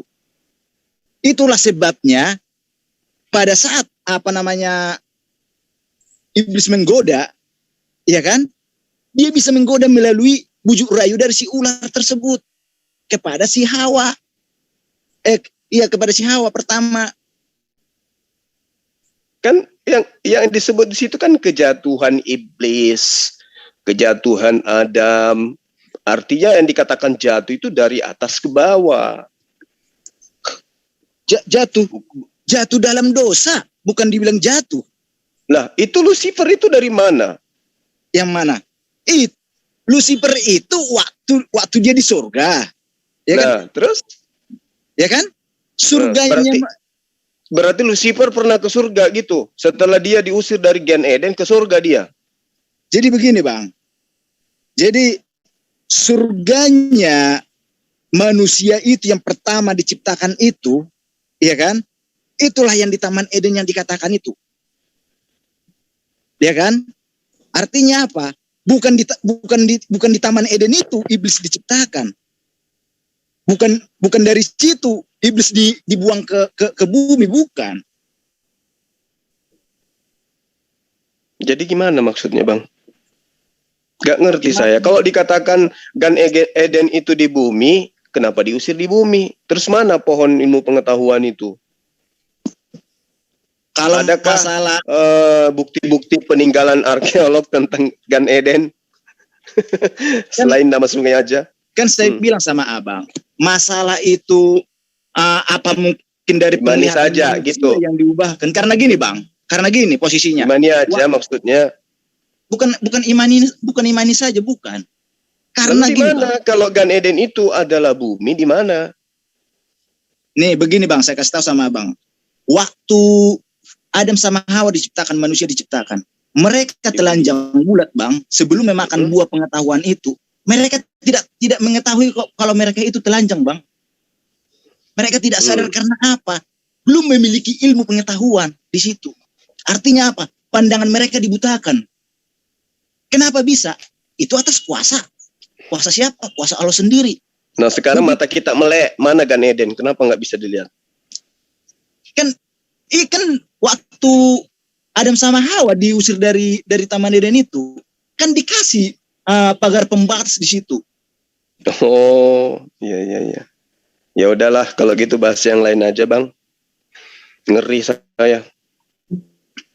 Enggak, maksud saya gini loh, Bang. Jadi itulah yang saya bilang itu memang kalau kita merujuk ke sana, memang ada yang namanya bekerja kuasa di situ. Tetapi kalau kita merujuk ke pengajaran, artinya pengajaran itu berarti merujuk kepada kehidupan kita sehari-hari kan? Artinya apa? Pasti masuk logika dan rasional. Tidak mungkin. Nah, ini juga ada Brethren Jordan mungkin ingin membantu menjelaskan di luar rasional manusia gitu loh. Ya Richard, ya ini gantian dulu, ada temennya nih Brethren Jordan mungkin. Silakan Brethren Jordan, gimana itu? Jadi manusia itu diusir dari Rifa, ada angkatan Rifa, silakan dijawab. Oh iya. Unik, silakan unik mungkin bisa nyambung mungkin dengan. Iya. Tadi siapa namanya Bang Richard tadi bilang katanya Yesus itu mengajarkan kasihilah musuhmu gitu. Emang Yesus seperti itu mengasihi orang-orang jahat, memang. Betul. Tapi kalau kita lihat tuh kan pertama Bapak dulu nih ya, Bapak dulu itu jahat loh. Dia membunuh orang-orang jahat, Sodom, orang zaman Nuh, suku Amalek yang menyusui. Bahkan dia katakan dia memiliki sifat pendendam di Nahum 1 ayat 2. Iya. Nah itu Bapak. Nah Yesus juga gitu. Yesus buktinya tuh nggak legowo aja loh sama orang jahat. Faktanya di Tesalonika dia kan muncul lagi membunuh dengan nafasnya. Di mana mau dikatakan bahwa itu kasihilah musuh? Aneh aja kan? Jadi begini, Pak. Begini, Bu. Jadi semua akibat perbuatan jahat itu akan menanggung akibatnya. Ya berarti nggak ngasih musuh dong. Tetapi Bu, gini loh. Ajaran mengasihi musuh itu ajaran kepada manusia. Artinya apa? Kita manusia tidak boleh menghakimi sesama manusia karena kita bukan hakim yang adil. Tetapi serahkanlah sama yang kuasa, karena yang kuasa lah yang bisa menentukan hukuman bagi atas mereka. Jikalaupun ya, ada agama juga gitu, apa hebatnya Kristen? Jikalaupun ada hukum nasional, serahkanlah hukum kalau perbuatan jahatnya itu kepada jalur hukum. Dan jangan kamu menyimpan dendam kepada orang itu dan maafkanlah dia, doakan dia supaya dia kembali ke jalan yang benar. Ya nggak perlu beragama, itu di undang-undang negara kita udah ada juga kayak gitu. Kan di undang-undang kita kalau ada orang jahat dihukumin juga sama mereka. Kalau perkara maaf memaafkan, emang kamu bisa tahu siapa yang memaafkan atau enggak nih? Contoh ya, di orang Islam itu sudah ada 2 yang viral sedunia tentang seorang ibu yang anaknya dibunuh, dia orang Muslim loh ya. Dia memaafkan pembunuh anaknya, bahkan dia peluk. Satu lagi Muslim dari Thailand. Di Amerika juga tuh diliput sama berita di Amerika tuh ya sampai viral. Nah orang Kristen ada nggak kayak gitu? Begini Bu. Maksud saya begini Bu. Artinya apa? Contoh lah kalau kita bilang ya, masalah pendirian rumah ibadah lah kalau kita berbicara ya. Padahal rumah ibadah itu tidak mengganggu loh lingkungan. Tetapi kenapa itu harus dipersulit? Kenapa harus ada persetujuan dari warga setempat? Lah, kalau memang sudah izinnya sudah dikeluarkan. Bang, ini lucu Bang ini. Kita bicara antara ajaran yang dipraktekkan dengan tidak. Masalah rumah gereja itu harus nggak lepas dari pemerintah dan warga sekitar juga. Lah, lucu kali ya Bang ini. Emangnya kalau seandainya tiba-tiba umat Islam di Bali datang di Bali bikin wisata halal gitu, emang orang Bali terima aja gitu? Ya harus ada lah kesepakatan orang-orang di situ. Enak aja maksa-maksa masuk ke kampung orang tuh suka-suka, kita nggak bisa gitu. Nah terus ada prosedur yang dilalui. Jangan bawa-bawa ya, oh berarti mayoritas Islam di Indonesia berarti umat Islamnya. Oh jangan gitu, harus tahu dulu masalahnya. Yang saya tanya, kalau di dalam Islam masalah memaafkan itu sudah ada 2 orang yang viral. Itu viral loh, masih ada di YouTube itu videonya. Seorang ibu, saya masih ingat namanya kalau nggak salah siapa ya, namanya aduh lupa. Dia memaafkan pembunuh anaknya. Kalau nggak salah anaknya itu yang satu pengantar pizza, yang satu kalau nggak salah polisi kalau nggak salah ya. Dibunuh. Itu pembunuhnya dipeluk, dimaafin, bahkan tuh hakimnya terharu. Nah di Kristen kejadian kayak gitu viral di mana? Bu, udah aku bilang Bu. Kalian punya Roh Kudus loh. Kalau masalah ibunya menunjukkan hal-hal seperti itu pencitraan saja Bu. Kenapa saya katakan seperti itu? Ini gini nih, buktikan saja ada nggak di Kristen yang punya Roh Kudus kejadiannya pernah kayak gitu. Itu aja udah, nggak usah bilang pencitraan. Karena perbuatan baik itu bukan untuk diviralkan Bu. Lah dari mana tahu Anda berkuar-kuar ajaran yang ini bermoral, ajarannya itu bermoral. Lihat ajarannya ya. Sekarang tentang ajaran bermoral, ada nggak larangan menikahi asbak di ajaran kalian? Ada nggak LGBT aja tuh ada gereja yang melegalisasi tentang LGBT. Moral macam mana? Di dalam agama kalian, Tuhan kalian menciptakan manusia itu telanjang bulat dan itu menurut Tuhan baik. Coba kalau Adam itu nggak makan buah pengetahuan, kamu telanjang sampai sekarang, bermoral tuh telanjang. Bermoral macam mana coba? Kalau manusia tidak memiliki akal dan pikiran loh, tidak mengetahui yang baik dan yang jahat, manusia itu tetap bermoral itu loh. Jangan salah. Bermoral atau telanjang? Karena tidak ada yang bisa menilai itu. Oh berarti walaupun pada waktu itu manusia makan kotoran tetap nggak masalah karena nggak ada yang bisa menilai itu bermoral tangganya gitu. Sekarang saya tanya dulu sama Ibu, ya kan? Kambing. Kambing. Kambing. Ya, kambing. Kambing kalau enggak domba lah saya bilang. Ya. Mengawini anak-anaknya, dikawini lagi, bunting lagi anak-anaknya lagi. Ya kan? Saya tanya dulu sama Ibu, pernah nggak dibilang itu tidak bermoral? Kambing sama Anda. Anda sama kayak kambing. Tidak, pernah nggak dikatakan tidak bermoral? Saya tanya Iya, dulu mereka sama nggak tahu moral. Anda mau sama kayak kambing, Tidak, sama kayak hewan. Karena mereka tidak mengetahui ilmu pengetahuan yang baik dan yang jahat. Berarti Tuhan itu menciptakan manusia seperti hewan pada mulanya menurut iman Anda. Wow. Apanya? Ya kan Anda sama kayak kambing dulu sebelum ada akal ilmu pengetahuan, sebelum Adam memakan buah pengetahuan, Anda sama seperti kambing dulu ngakunya kan. Ada apologet yang level 2 kali ini. Ibu, biar Ibu tahu ya. Biar Ibu tahu, kambing binatang sekalipun itu secara kedagingan itu kakak-kakak kita semua loh itu. Yang salah. Kakak Anda aja mereka lah, diciptakan jangan kakak itu. saya lah. Kakak Anda aja lah nggak apa-apa. Duluan mereka diciptakan itu. Ya, makasih jujur banget ini abangnya. Ya, monggo yang lain. Ya, kita sambut dulu juga di sini sudah kedatangan. Karena saya tanya dulu sama Ibu dulu. Ibu. Iya. Kambing lagi kakak tanya dulu sama Anda. Ibu. Enggak, bukan kakak saya. Ibu berkata Allah itu maha adil. Richard, tunggu dulu bentar Richard. Di manakah Allah itu maha adil? Richard udah kebanyakan. Coba dulu dibuktikan. Tunggu dulu. Ya, salam sore Brethren Jordan dan juga Brethren Light Templar. Silakan jika ada yang ingin ditanyakan kepada kami. Mari. Oh iya, Selamat sore. Ini ada fitnah apa lagi nih? Ada fitnah terbaru apa lagi nih? Enggak ada ya? Itu kakak kalian katanya kambing, kata abang itu fitnah terbesar abad ini. Coba dulu Bu Ripa dulu, buktikan dulu di mana bukti Allah itu maha adil. Buktinya Allah kami tidak mewujudkan dirinya seperti manusia bule karena keadilan Allah itu sendiri. Coba kalau dia jadi orang bule, aduh kasihan orang kulit hitam, aduh kasihan banget yang keriting rambutnya, aduh kasihan banget yang perempuan, nggak ada Tuhan yang perempuan. Mana ada perempuan? Mantap nih Ripa, lanjut. Kasihan banget. Apakah Allah itu sudah adil kepada laki-laki dan pada perempuan? Oh adil dong. Adilnya di mana? Apakah perempuan boleh memiliki suami lebih dari satu? Kamu mau mamamu dipakai rame-rame sama laki-laki? Kamu mau lakimu dipakai rame-rame sama perempuan lain? Kalau laki-laki nggak masalah, kan dia mampu. Kalau perempuan kamu mau adik perempuanmu dipakai rame-rame? Berarti kamu mau? Ya laki-laki nggak masalah. Buktinya zaman dahulu banyak gitu. tuh Salomo punya 7.000 istri, Abraham punya. Loh, sekarang gini adil, gini. Menurut kamu? Salomo melakukan itu bukan atas kehendak dari Allah sendiri, tetapi kehendak dari manusia itu sendiri. Iya, emang semuanya kehendak manusia itu poligami kehendak manusia. Hanya pagan Yunani dan Romawi yang mempunyai rumus monogami. Yakub istrinya 4 loh ya. Bukan budaya nabi yang lain yang punya rumus monogami. Yakub istrinya 4 loh ya. Betul. Tapi kan? Itu bukan atas keinginan dari Allah sendiri. Iya, monogami itu adalah keinginan dari pagan Romawi dan Yunani. Ya. Bukan dari budaya-budaya lain. Kalau di dalam Muslim itu keinginan Allah sendiri yang berkehendak boleh mengizinkan memiliki istri lebih dari satu. Buka aja, suruh buka dia. Pagan Romawi dan Yunani.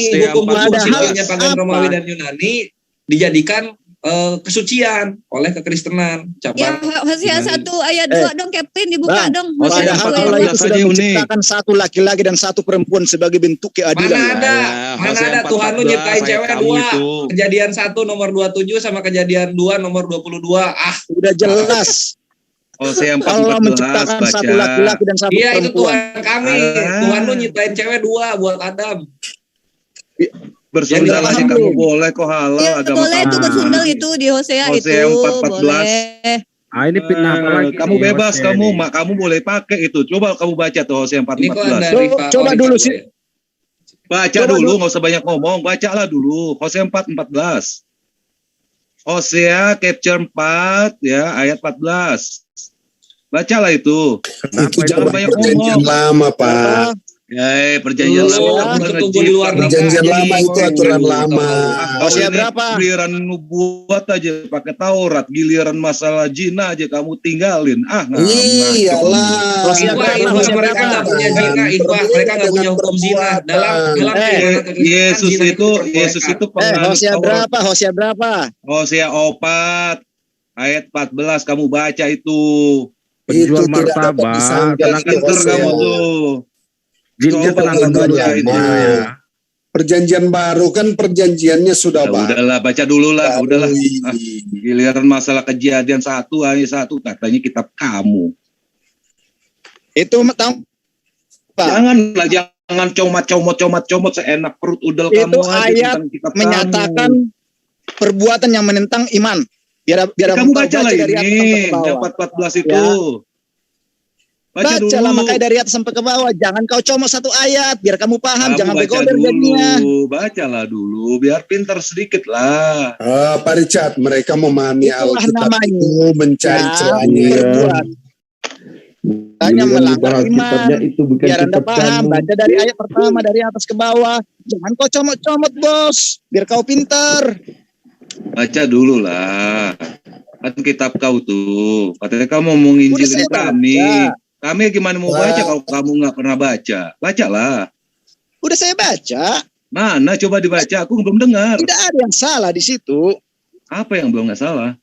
Kan yang Aku kamu tidak akan yang menghukum kamu comot anak-anak kan di sini, perempuanmu kan? sekalipun mereka berzina atau menantu-menantumu perempuan sekalipun mereka bersundal.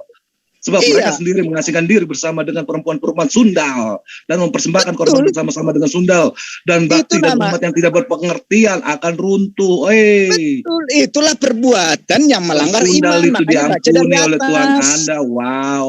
Itu penjelasan. Kan kau ini berzina, Anda hai paham Israel, nggak? jangan Yahudi dulu bersalah. Oke. Oke, kita Oke. saya boleh bertanya, teman-teman. Iya, sip. Gurunda silakan dibuka mute-nya. Gurunda. Mute-nya dulu Gurunda. Oke, kita berbicara mengenai moral dan kemudian sahabat mengaitkan dengan poligami. Saya boleh bertanya enggak kepada semua sahabat yang ada di sini? Yesus itu adalah Tuhan yang sudah dinubuatkan akan lahir di atas muka bumi. Menurut perspektif sahabat Kristen. Saya boleh tanya dong. Yesus itu berasal dari keturunan istri keberapanya Daud? Silakan.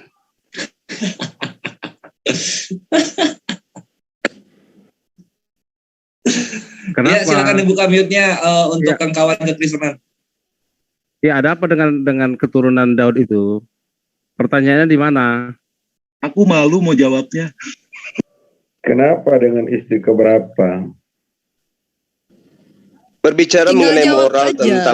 tentang poligami, katanya itu adalah ajaran yang tidak bermoral. Saya mau tanya, itu kan Yesus sudah dinubuatkan akan datang menjadi manusia dan dia adalah Tuhan menurut sahabat Kristen. Saya ingin tahu, ya, Yesus itu berasal dari keturunan dari istri keberapanya Daud. Silakan. Istri pertamanya Daud adalah anaknya Saul. Kemudian entah ada masalah, kemudian dia berzina dengan Berseba. Tetapi karena suami Berseba sudah meninggal, maka dia sudah tidak dikatakan berzina lagi. Memang ada dosa pada Daud karena dia membunuh. Tapi kalaupun dia menikah Kemudian dengan anaknya Berseba, waktu itu meninggal. suaminya sudah tidak ada. Apa masalahnya? Bang, tunggu dulu Bang. Tadi Boleh Bang Juma bertanya? bilang apa? Dari keturunan istri yang keberapa Daud gitu. Bisa Saya bertanya, jelaskan Bang sama Juma. Bang Juma ya. Yesus itu bukanlah berasal dari keturunan dari istrinya Daud. Karena Yesus itu berasal dari sorga. Firman yang diwujudkan menjadi manusia. Maria itu hanyalah sebagai perantara. Sebagai Benar sekali, jalan untuk lahir ke benar dunia. sekali. Biar Bang Juma memahami. Betul. Tanpa rahim Yesus nggak bisa keluar ke bumi. Nah, sekarang pertanyaannya jadi istri keberapa? Istri Hanya kedua mela- kalau Dari tidak istri salah. selingkuhan. Banget lu. Hanya melalui. Tahu nggak? Udah dijawab sama Brethren sebagai Jordan. perantara. Richard Pertanyaan udah korek, dijawab. Istri goblok. kedua katanya Gurunda. Mari dilanjut. Dari istri Sebagai selingkuhan. perantara. Iya ngerti gua. Karena gantian anaknya dong. Saul itu dia mandul. Iya, gantian lah Kristen yang bertanya ke Muslim ini. Boleh ya? Oke, sip. Pertanyaan kita close. Thank you istri kedua. Maka istri kedua itu adalah Hasil Poligami. poligami. Poligami boleh, Selingkuhan LGBT dulu, poligami nggak boleh, LGBT boleh, gimana nih aja? Di Iya, iya. perjanjian baru. Itulah sebabnya. ini udah ya dalam perjanjian lama itu Udah, kita digenapi. mute lagi ya supaya rapi. Kita mute lagi supaya rapi. Silakan yang dari kekristenan mau bertanya katanya. Templar. Aja pengecut. Yuk. Enggak supaya rapi. Yuk. Boleh tanya. Bisa bertanya. Iya, silakan. Tadi Night Templar katanya mau bertanya dulu. Nanti ngantri ya. Maksudnya silakan, enggak, maksudnya Kristen yang bertanya ke Muslim gitu loh. Iya, gantian ya. Iya, bertanya dong. Ini biar aku jelasin tadi dulu. Al-Isra ayat 16. Jangan menjelaskan lagi, kalian bertanya sekarang. Ini lihat betapa kasihnya kami memberikan kalian waktu untuk bertanya sekarang. Silakan. Kasih saya waktu 5 menit untuk menjelaskan yang tadi. Surah Al-Isra ayat 16 dong. Udah beres, ayo dong supaya maju topiknya. Daripada lu bertanya lagi besok, lu bertanya lagi, datang satu bertanya lagi. Apa? Kalian bertanya, kalian. Oh iya, gantian. Dibuka dong surah Al-Isra ayat 16 dong. Oke. Iva ada yang dibacain aja deh, nggak apa-apa. Al-Isra ayat 16. Iya, kita buka masing-masing aja, silakan. Pertanyaannya? Ini surah pertanyaan Al-Isra menusuk ayat ini. 16. Ya, pertanyaan menusuk ini maksudnya ya. nggak ditampilin ke YouTube, kita baca masing-masing aja, nggak ada ini yang apa teknisinya nggak ada. Al-Isra 15 ya. Nah, kalau saya baca di sini terjemahannya ya, boleh nggak? Ya, boleh. Ya, silakan supaya maju topiknya. Yuk lanjut. Terjemahannya salah. Allah Subhanahu wa taala hanya memilih orang kaya saja untuk diselamatkan, sedangkan orang miskin tidak. Waduh. Al-Isra 15 kan ya? Coba bukan ini penjelasan ini. Coba dibuka deh di situ deh. Iya, barang siapa berbuat sesuai dengan petunjuk, maka sesungguhnya itu untuk dirinya sendiri, dan barang siapa tersesat, maka sesungguhnya itu bagi dirinya sendiri. Dan seseorang yang berdosa tidak dapat memikul dosa orang lain. Oh, ini menentang dosa waris. Salah ayat mungkin ya. Yang mana coba? 16 Bang. 16. Oh, 16.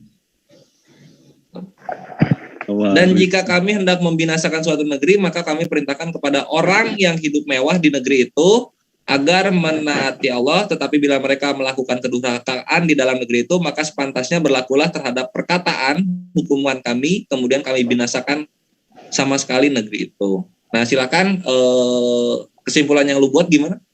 Pertanyaannya Bang, kenapa Allah itu hanya memberitahukan kepada orang kaya saja? Apakah orang miskin bukan termasuk umatnya? Sehingga orang miskin tidak diberitahukan juga. Apakah hanya orang kaya saja yang mau untuk diselamatkan? Jawab itu. Bukan kitabmu, jadi jangan menafsirkan. Iya, bukan menafsirkan, itu pertanyaan Ikhwa. Mohon di ini mari kita jawab dengan akhlakul karimah. Pertama, silakan Gurunda, nanti kemudian dilengkapi dengan asatidz yang lain. Tafadhol Gurunda. Metode apa cara membacamu? Ya, dijawab. Mana? Gurunda? Unik? Boleh sedikit kan? Yang setahu saya boleh. Iya. Jadi Quran dibaca ya, Tafadhol secara Akinangun, metode. baru Unik Rifa ya. Nanti berarti nanti dilanjut aja. Ya, jadi izin teman-teman menjelaskan, kalau nggak salah itu kami mau beli roti dulu ya, nanti tolong beli. Rasul kami ini pada awalnya diikuti oleh orang-orang yang miskin, orang-orang fukoro, orang-orang lemah di antara penduduk Mekah pada waktu itu. Justru kalau nggak salah, ini tantangan Allah kepada orang-orang kaya, membuktikan bahwa mereka ini pada hakikatnya sangat menerima kebenaran dari Allah. Ya. Ini mau dijawab atau enggak sih? Itu si Arjuna kalau enggak mau dengar jawabannya, mending lu mingkem, ngerti nggak? Pak Budangun lagi ngejawab. Kalau kita lagi nyoba buat punya akhlak, kalau lu nggak bisa melihat akhlak kita yang baik, karena lu nggak pada dasarnya nggak pernah punya akhlak, keluar aja udah, gampang. Iya, ditahan dulu jinnya, Bu. Dilanjut. Ya, itu juga lu kalau jinnya Tantu Roh Kudus, kalian tolong Arjuna itu ditahan ya. Iya, mana dilanjut lah. Jawab dulu karena gini loh. Karena itu Pak Budangun lagi ngejawab, kalian dari tadi gangguin, biarkan Pak Budangun ngejawab, karena setiap orang bicara kalau diganggu akan mau dibinasakan. Ya dengar dulu Pak Budangun lagi ngejawab. Lu kalau orang kaya yang diputus sebagai umatnya. Bro Juna, biarkan mereka menjawab Bro Juna. Bro Juna, biarkan mereka menjawab. Unik. Ya, biarkan. Karena apa? Penyembah itu adalah orang kesurupan jin. Udah biarin aja. Iya. Ya, lanjut. Mana? Lanjut Pak Budangun. Siap. Saya lihat dulu Mas Tin udah dibuka belum mute-nya. Dari teriak ternyata enggak. Jadi gitu teman-teman ya, silahkan Anda lihat sejarah dulu bahwa Nabi Muhammad pada awalnya ketika dia menjelaskan ayat-ayat kami, ayat-ayat Tuhan kami, yang mengikuti justru orang-orang lemah di antara kami, orang-orang fukoro, orang-orang lemah, orang-orang yang bukanlah para pembesar atau orang-orang kaya. Di sini yang saya lihat dan saya dengar dari Ustadz kami itu bahwasanya orang-orang kaya itu sangat sulit menemui kebenaran, itu loh intinya. Silahkan nanti mungkin guru-guru kami akan menjelaskan. Tapi yang setahu saya ini semacam sindiran Allah kepada orang-orang kaya gitu. Kita cek ya Quran bahasa Qurannya. Janji kami hendak membina suatu negeri, maka kami perintah kepada orang hidup mewah di negeri itu agar mentaati Allah. Ya, di sini kelihatan ternyata mereka pada hakikatnya nggak mau mentaati Allah kan, dan inilah cara-cara Allah untuk membinasakan mereka. Real kenyataan setelah Rasulullah melaksanakan apa yang ditanya oleh Tuhan, mereka pada akhirnya tertawan kan. Sebagian mereka beriman kepada, sebagian mereka adalah benar-benar tertawan, dibinasakan oleh Allah. Maka digantilah posisi kepemerintahan Abu Jahal yang songong, yang maaf ya, rejim pada itu akhirnya berpindah tangan kepada Rasulullah. Beginilah cara Allah membinasakan mereka. Sama seperti zaman-zaman sebelumnya. Kita lihatlah, datangnya para nabi itu pasti ya ditentang oleh orang-orang pembesar. Kenapa? Karena mereka udah nyaman dengan apa yang mereka rasakan hari ini. Duit ada, makanan banyak, perempuan banyak. Ya mereka ketika mau melaksanakan ucapan Tuhan akan keberatan. Sama seperti kalian ketika hari ini, andaikan saja kami mengajak kepada yuk yang mencuri kita potong tangan, pasti di antara kalian tidak akan menerima karena itu berat bagi kalian. Lalu harta saya dapat cukup. Loh. Ya, jadi binasai bangsa-bangsa yang kuat di zaman dulu ya begini. Ketika Allah menurunkan kepada kalian hukum-hukumnya, kalian yang akan menolak dan binasakanlah bagi kalian yang menolak. Demikian mungkin. Semoga ya, aku tambahin. Kan pertanyaan tuh simple, biasanya jawaban wajar panjang. Kalau kalian nggak mau dengar, minggat, gampang banget ya. Kewajiban kami menjawab, bukan cuma buat untuk kalian tapi yang nonton juga. Jadi kalian itu sukanya memang gitu, memang udah lama ngambil terjemahan terus mentafsir seenak udel. Emang kitab kami sama kayak kitab kalian, beda dong ya. Nah di situ jelas di ayat sebelum ayat 16 itu sudah ada di ayat atasnya. Barang siapa berbuat sesuai dengan petunjuk Allah, maka sesungguhnya itu untuk keselamatan dirinya sendiri. Dan barang siapa tersesat, maka sesungguhnya kerugian itu bagi dirinya sendiri. Itu di atas sebelumnya udah dikasih tahu, nggak ada pilah-pilahnya. Barang siapa artinya apa? Siapa aja. Nah lalu di ayat 16-nya, ini perkara ketika Allah hendak menghancurkan, membinasakan suatu negeri, coy. Ya, dan jika kami hendak membinasakan suatu negeri, ini ada asbab. Kalau negeri itu mau dihancurkan, maka orang kayanya itu yang menjadi patokan, diperintahkan untuk dekat kepada Allah karena susahnya mereka sebagai bukti bahwa negeri itu layak untuk dihancurkan. Rata-rata orang kaya akan menolak untuk mengikuti perintah Allah. Contoh seperti di kitab kalian, orang kaya jualah harta, berikanlah kepada orang miskin. Emang ada yang mampu kayak gitu?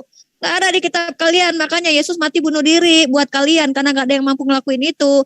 Nah pertanyaan serupa juga saya ingin tanyakan kepada kalian, tolong kalian jawab kenapa Tuhan kalian kok rasis? Cuman milih orang Yahudi atau Bani Israel doang. Ya pertanyaan ini apple to apple loh ya. Kenapa? Jawab dulu, kami sudah jawab lagi. Menjawab. Kan udah saya jawab. Belum terjawab jawaban itu. Belum terjawab. Kalian terima itu jawabannya. Sekarang kenapa Tuhan kalian rasis? Karena gini loh, kalian rasis, kenapa Tuhan kalian itu hanya memilih orang Bani Israel dan membunuh suku Amalek, bahkan Bani suku Amalek yang menyusui juga dibunuh sama Tuhan kalian. Dia hanya memilih Bani Israel. Tuhan macam apa kok rasis? Kok cuma milih orang Bani Israel dan membunuh suku Amalek? Ayo jawab. Tuhan macam apa rasis seperti itu? Tanya dulu sama Bu Rifa, apakah hanya orang kaya saja yang menjadi umatnya Allah Subhanahu wa Ta'ala? Kan saya sudah bilang baca ayat di atasnya 15, barang siapa yang mentaati hukum Allah, kan kata Allah begitu. Jadi nggak ada di situ kata Allah bahwa kaya aja. Di mana kata-kata bahwa Allah hanya akan menyelamatkan orang kaya itu di mana? Itu yang diberitahukan hanya kepada orang kaya saja. Jika kami hendak membinasakan suatu negeri, maka kami perintahkan, dengar dulu ya, gini, dengar, punya telinga dengar ya, jangan kayak orang Bani kayak ular beludak yang dibilang Yesus ya. Jadi gini, dan Kenapa Nah. takut menerima kebenaran? Takut menerima kenyataan. Katakan kami itu yang takut. Karena gini loh, Allah di dalam Alkitab itu tidak pernah memilih kaya atau miskin. Justru ada di jika suatu negeri mau dibinasakan seperti Sodom dan Gomora, yang diselamatkan itulah orang-orang benar seperti Lot sama keluarganya, bukan orang kaya atau orang miskin. Tunggu. Di mana di sini bahwa Allah hanya menyelamatkan orang kaya saja? Buktinya dan jika kami hendak jika itu suatu bukan negeri orang mau kaya, jadi dibinasakan, orang kaya yang durhaka. hanya orang kaya saja yang Di surat diberitahukan. Al-Isra ayat 16. Ya, dia melintir. Ya, bacanya gini nih, bacanya. Menyengsarakan nanti sehingga tidak dipilih. Wa iza aradna an tahlika qaryata amrona mutrafiha fafasaku fiha. Artinya alaiha, diam dulu. Qaulu fadammarnaha tadmira. Artinya jika kami aradna menghendaki untuk membinasakan an nuhlikas qaryata, tentang suatu negeri di antara qaryata kaum kamu, kami perintahkan orang-orang yang hidup mewah di negeri itu agar menaati Allah. Ya, lalu mereka melakukan kedurhakaan. Siapa yang mereka itu? Itu orang kaya itu yang cinta kepada dunia. Ya, kenapa harus orang kaya? Ya, karena mereka nggak mau melakukan perintah Allah. Karena orang yang sudah kaya biasanya. Dengerin dulu. Mau dibinasakan. Mau dengar gak jawaban saya? Masa cuma orang kaya doang diberitahu mau dibinasakan supaya bertobat? Orang punya etika di bicara mana dikatakan bahwa hanya orang kaya yang diberitahukan akan dibinasakan. Di situ dikatakan orang-orang kaya diperintahkan untuk mentaati Allah, ya, karena orang miskin sudah duluan mentaati Allah. Karena orang miskin tidak tahu. Orang miskin kenapa tahu, hanya orang kaya yang orang susah diperintahkan? di zaman Rasulullah. Memang orang susah tidak butuh perintah itu. Kata-kata bahwa hanya orang kaya yang diselamatkan mana? Kalau tidak ada kata-kata hanya orang kaya yang diselamatkan, kamu melintir. Aku tunjukin di mana. Maaf teman-teman, kayaknya kami nggak dapat ilmu deh kalau begini caranya. Pak Jordan. Pangon, coba dikejar Pangon, minta di mana dia tunjukin kata-kata hanya orang kaya yang diselamatkan, itu premisnya. Kalau tidak bisa dia tunjukin berarti dia memfitnah Al-Qur'an. Ini sudah penistaan karena kita tidak pernah melakukan penghinaan ya, Pangon. Ya, mana? Ya. Maaf Uti, sekali lagi harus saya lebih lagi maaf teman-teman. Iya dong, kalian kan penista agama biar semua tahu bahwa kalian itu tukang memfitnah agama aja. Ayo tunjukin di mana bahwa tertulis hanya orang kaya yang diselamatin di surah Al-Isra itu. Ayo tunjukin di mana frasa di bagian mana? Itu dikatakan yang diperintahkan. Artinya apa? Yang diselamatkan. Kamu tadi bilang orang kaya aja yang diselamatkan. Mana? Mana tertulis hanya orang kaya yang diselamatkan saja. Emang orang miskin tidak butuh selamat? Emang orang miskin berbeda hadapan Allah? Saya sudah jawab di atas mana kata bahwa hanya orang kaya yang orang miskin yang dipandang. Sekiranya umat terjemahan ini bisa diam dan saya diberi ruang untuk menjelaskan. Monggo Bang Luma. Tolong dong di mute itu si Arjuna itu kayaknya nggak ada manfaatnya itu. Kau juga bilang tadi Cirikat aja itu yang lihat. Izin mute semuanya, silakan Gurunda untuk menyampaikan. Maaf teman-teman ya, kalian bertanya izin kami menjawab. Diam semuanya. Tolong ini jawaban kami. Silakan Ustaz. Ya, jadi kalau berbicara mengenai apa yang tertuang di dalam surah Al-Isra ya, itu sudah sangat terang sebenarnya. Seperti yang Adinda Rifa jelaskan di ayat ke-15-nya. Hanya saja memang karena tujuan bertanyanya itu adalah mencari kesalahan. Jadi kebenaran yang muncul akan disalah-salahkan. Ya. Nah, kita masuk ke dalam original teks. Karena kita ini bukan umat terjemah. Ya kan? Meskipun kita tidak menghafal ayat ini, paling tidak kita bisa mengerti dari original teksnya maksud dan makna yang terkandung di dalamnya. Nah, kemudian ketika berbicara mengenai surah Al-Isra, yang diterangkan ini adalah mengenai asap. Kepada siapa? Pembesar, kepada penguasa yang durhaka. Nah, di sini diterangkan mutrafiha, pembesar, fafasaku fiha, yang durhaka. Mufraf, matarafun itu jelas adalah kaum yang tersesat. Yang mana di dalamnya itu ada pembesar yang bergelimang harta dan hobinya berfoya-foya. ini yang kemudian ditujukan oleh Allah adalah sebuah daerah yang memang spesial. Di dalamnya adalah orang-orang yang cenderung melakukan kemaksiatan. Bukan secara umum. Kenapa saya katakan seperti itu? Karena di dalamnya Allah menerangkan fahaq alaiha al-qaul. Nah, ketika diterangkan seperti itu berarti ini ditujukan kepada sebuah wilayah di mana wilayah ini memang harus dihancurkan sehancur-hancurnya. Kenapa? Karena di dalamnya itu berisi orang-orang yang ingkar terhadap perintah Tuhan. Mau dia miskin, mau dia kaya, mau dia dermawan, mau dia sebagai orang yang paling top di dalamnya, semua itu adalah orang yang melakukan kemaksiatan. Nah, pertama yang harus dipahami adalah kata qarha, yang artinya perkampungan atau bangsa. Kata ini itu menunjukkan ruang tertentu, daerah atau negeri tertentu, tidak bias, tidak umum, bukan seperti apa yang diterangkan di dalam pemahaman kitabnya teman-teman Kristen, bukan seperti bagaimana kemudian diterangkan bahwa lebih susah, lebih mudah onta masuk ke dalam lubang jarum daripada orang miskin. Disinggung dulu dong, orang miskin itu bagaimana itu harus disinggung. Ini bukan berbicara mengenai diam dulu dong. Ini bukan berbicara mengenai miskin ataupun kaya. Kenapa dikatakan orang-orang yang banyak harta di sini? Karena di mana-mana di sebuah wilayah yang terpandang yang menjadi panutan masyarakat sekelilingnya adalah orang yang paling banyak harta di antara mereka. Nah, ini dikatakan di dalam ayat ini qarya, merujuk kepada sebuah perkampungan di mana di dalamnya mau miskin, mau kaya, semuanya. Ya, setelah datang kepadanya kebenaran, mereka ingkar dan lebih suka terhadap kepada maksiatan.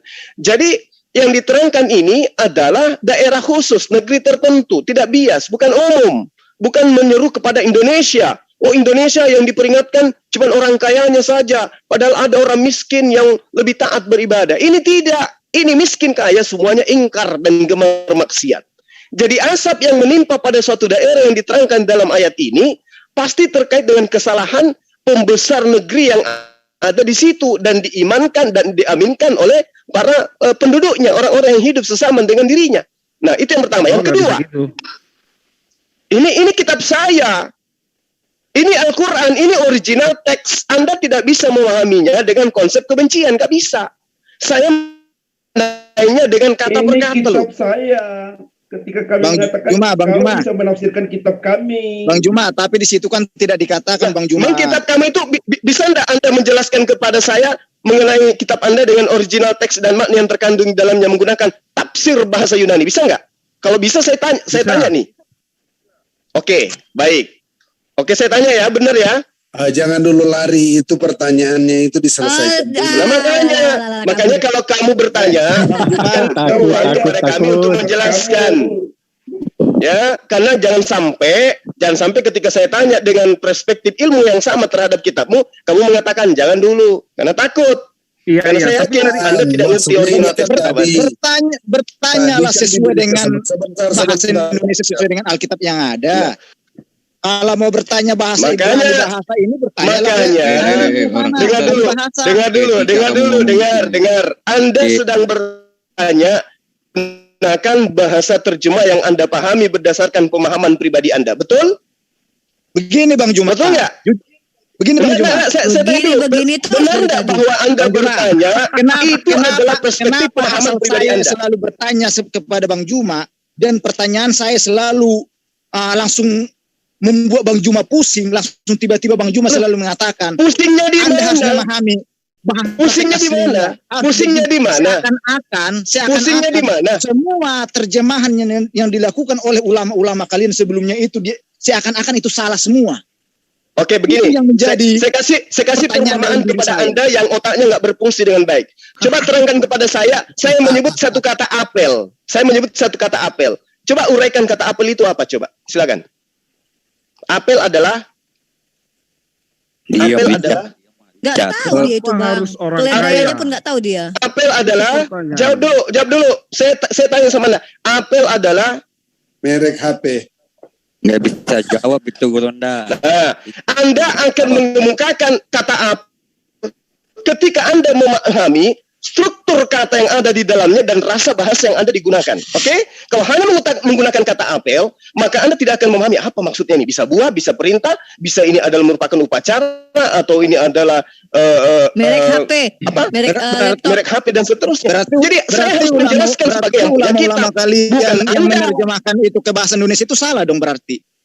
Tidak salah. Sekarang yang Anda paparkan ini adalah pemahaman pribadi Anda kan? Bukan, saya kan berdasarkan terjemahannya ada di situ. Nah, itu maksudku. Terjemahan ini kamu pahami berdasarkan pemahaman pribadi kamu kan? Secara bahasa Indonesia loh, konteks bahasa Indonesia. Iya, dia tadi bertanya Iya, kenapa harus orang memahami karena di sini akan pemahaman pribadimu. Merujuk kepada orang kaya, karena bukan dikatakan kepada seluruh negeri. Mending kalau kepada ke seluruh penduduk negeri. Iya, ini saya sedang menjelaskan kepada Anda, tetapi Anda tidak mau. Orang kaya saja loh. Anda memaksakan pemahaman. Miskin itu tidak keselamatan. Woi, jangan banyak minum tua kau, woi. Udah. Itu pemahaman pribadi kamu, makanya jangan menjadi umat terjemah. Ngerti? Banyak minum tua kau. Allah itu maha adil, tetapi tidak adil di Ya, dalam. tolong bahasa dan bergantian ya. Salam sore juga untuk Bang Labu. Mari kita lanjut lagi topiknya. Silakan dibuka mute-nya, Gurunda. Ya, Arjuna kenapa jangan patokannya ngomong harus orang Boleh kaya? ditanya. Kenapa boleh? Ini ditanya, Harus orang ini kaya. ditanya mau dijawab tapi ribut apa sih yang maunya ini orang ini? Coba tuh dulu. Itu kan mau dijawab. Satu persatu aja. Halo. Dengernya lah. Kalau Santai kalian aja cuma ngomong, menanya Mas. terus dijawab nggak mau, nggak usah nanya lah. Kasih Ngapain si dijawab? Richard ini hatuha dengan Bang Zuma dulu Bisa. aja deh, moderator aja pakai timer yuk. Iya, Mal. Iya betul itu Bu Ripa. Ya, Betul. ya, di timer aja. biar Saya enak. kalau orang yang punya ilmu malas.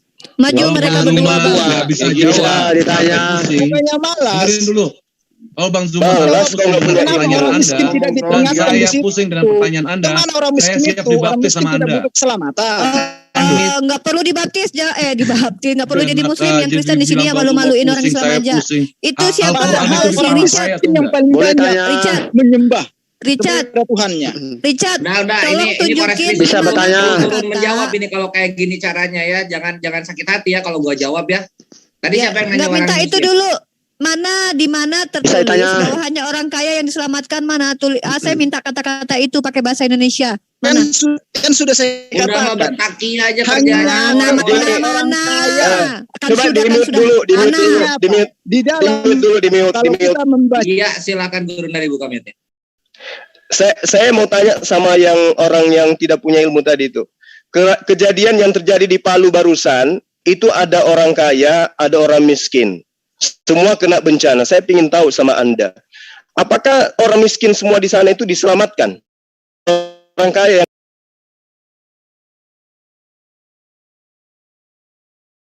Loh, yang nge-mute Gurunda siapa? Gurunda, di mute Gurunda itu. Tafadhol, lanjut. Iya, saya ingin tahu dari otaknya dia. Ini kan dia memahami terjemahan Quran berdasarkan pemahaman pribadinya dia. Saya ingin tahu kejadian di Palu yang bencana kemarin, itu Allah memberi azab, itu hanya kena kepada orang kaya atau kepada orang miskin juga? kepada semua Atau orang- penduduk di situ. Nah itu dia. Terus apa yang kau salahkan dengan ayat ini? Terus kenapa hanya diperingatkan kepada hanya orang kaya saja? Supaya Loh, mereka bukannya peringatan kepada seluruh manusia. Emang orang miskin tidak ada yang Bukannya tidak peringatan berbuat kepada baik. seluruh manusia. Kamu lupa baca ayat 15-nya. Kamu nggak mau baca ayat 15-nya. Silakan Atau baca. kamu memang, nah, silakan baca nomor Silakan ayat baca. 15-nya. Silakan baca. Kamu kayak Yohanes juga rupanya ya. So tahu Al-Quran Silakan tetapi aja hanya baca. menggunakan pemahaman pribadi. Itu pemahaman pribadi kamu kan? Bukan. Nggak berdasar kepada ilmu disiplin Bukan. Al-Quran kan? Lalu dapat Secara dari mana umum, ilmunya? ilmu tata secara Nenekmu umum pintar, dari ilmu tata umum dari bahasa mana? Indonesia. Umum Dan dari berlaku mana? secara Umum dari internasional. mana? Nenekmu yang keberapa yang ajarkan kau memahami Quran dengan cara seperti itu? Aduh, bahasanya. Oh nggak apa-apa. Orang kayak begini, dia bahasa Indonesia di situ. Tanya tentang Al-Quran, dijelaskan, tapi dia lebih tahu. Sekarang kau bacakan saya dulu, bacakan aja dulu original teksnya coba. Saya ingin dengar. Nah, ayo silakan. Udah dijawab aja. Kenapa harus orang kaya? Ya kalau dijawab juga percuma ya. Menggonggong kayak anjing kalau dijawab ya percuma. mending kamu yang baca ayatnya. Kamulah yang jelaskan kepada saya, silakan. Iya, lucu. Tapi ingat, ketika kamu menjelaskan, kamu harus menjelaskan menggunakan pendekatan bahasa Quran, jangan bahasa gereja. Kasihan banget orang miskin tidak diberitahukan. Memang orang miskin itu tidak butuh selamat. Ya mana dalilnya? Orang miskin tak diberitahukan mana? Karena yang tertulis itu kan orang kaya, yang ditulis saya jelaskan orang itu. kaya. Ya, Jadi Ustaz kenapa Tata harus berpatokan kepada orang kaya gitu loh? Itu diterangkan. Dengar Ustaz Tata ya, diam dulu ya. Jadi itu intinya gini ya, kan di situ kan negeri di situ pemimpin orang-orang yang kaya itu durhaka. Makanya Allah di sini, dan jika kami hendak membinasakan suatu negeri di situ yang dolim para pemimpinnya, maka kami perintahkan kepada orang-orang yang hidup mewah di negeri itu, yakni orang-orang kaya yang dimaksud para pemimpinnya. Ini Allah mengutus utusan disuruh taat mereka ini kepada Allah. Ternyata mereka itu tidak mau taat. Akhirnya ya udah diazab gitu loh. Anda kan taat ya enggak gitu. Cuma gitu, itu apanya enggak mengerti. Berarti orang kaya enggak ada yang ini ya, yang taat. Nah, di sini kan mereka itu melanggar. Lalu Allah memang lucu. Harus memerintahkan, ibaratkan gini, perintahkan wahai utusan kepada orang-orang ini, pemimpin-pemimpin ini, suruh taat kepadaku. Kalau mereka taat, ya sudah, berarti aman. Kalau tidak, ya oleh Allah diazab gitu loh. Ternyata mereka tidak taat kepada Rasul itu. Ya sudah, akhirnya dibinasakan. Ya oke. Gantian Ustaz Tata, di kitab kalian orang kaya nggak ada yang bisa masuk surga loh. Karena di kitab kalian tidak ada satupun orang kaya yang masuk surga. Itu susah seperti domba atau onta masuk ke lubang jarum. Nggak mungkin bisa kayak gitu. Coba, kenapa Tuhan kalian malah nggak mampu memasukkan orang kaya? Kata Yesus, juallah seluruh harta kalian, kasih orang miskin, baru bisa masuk surga. Gimana itu? Berarti kalian supaya orang kaya itu bisa sadar, supaya dia mau berbagi kepada sesamanya. Ya bisa nggak? Orang kaya yang seluruhnya menjual hartanya. Mana coba tunjukin orang Kristen. Aku mau nambahin Ustaz Tata. Banyak buktinya orang Kristen. Orang kaya yang menjual semua hartanya mengasih orang miskin. Mana yang udah viral? Mana yang udah viral? Buktinya apa? Buktinya orang Kristen itu bangun gereja itu tidak malah orang kaya. Kelebihan duit. Bentar, tunggu semua ya. Ini siapa? Gak mampu jawab kalian. Richard, lu ngomong soal mana di sini di Al-Isra 16 dikasih keselamatan tuh di mana? Ini azab ditimpakan melalui orang-orang kaya oleh Allah Azza wa Jalla itu. Kenapa? Karena orang-orang kaya yang hidupnya mewah-mewah itu tentunya selalu mempunyai pemegang kekuasaan. Ini diterima kenyataannya. Misalnya lu terima kenyataan. Sedangkan untuk orang-orang miskin, Allah Azza wa Jalla memerintahkan kami untuk mengurusi mereka. Mereka punya hak dari semua harta yang kami miliki untuk orang-orang yang berkecukupan. Kalian bisa kayak gitu nggak? Ada Yesus nyuruh kayak gitu nggak? Ajab ditimpakan melalui orang-orang kaya. Iya. Ngeri kali. Coba diulangi lagi. Ya iyalah, faktanya Yesus saja tak mampu memasukkan orang kaya dalam surga. Mungkin lupa gitu. Jangan banyak lupa pejabat hewan masuk di otak kau itu. Mempunyai kekayaan dipegang oleh orang-orang tritum di masa zaman-zaman. Mana ada Yesus nyuruh minum tua?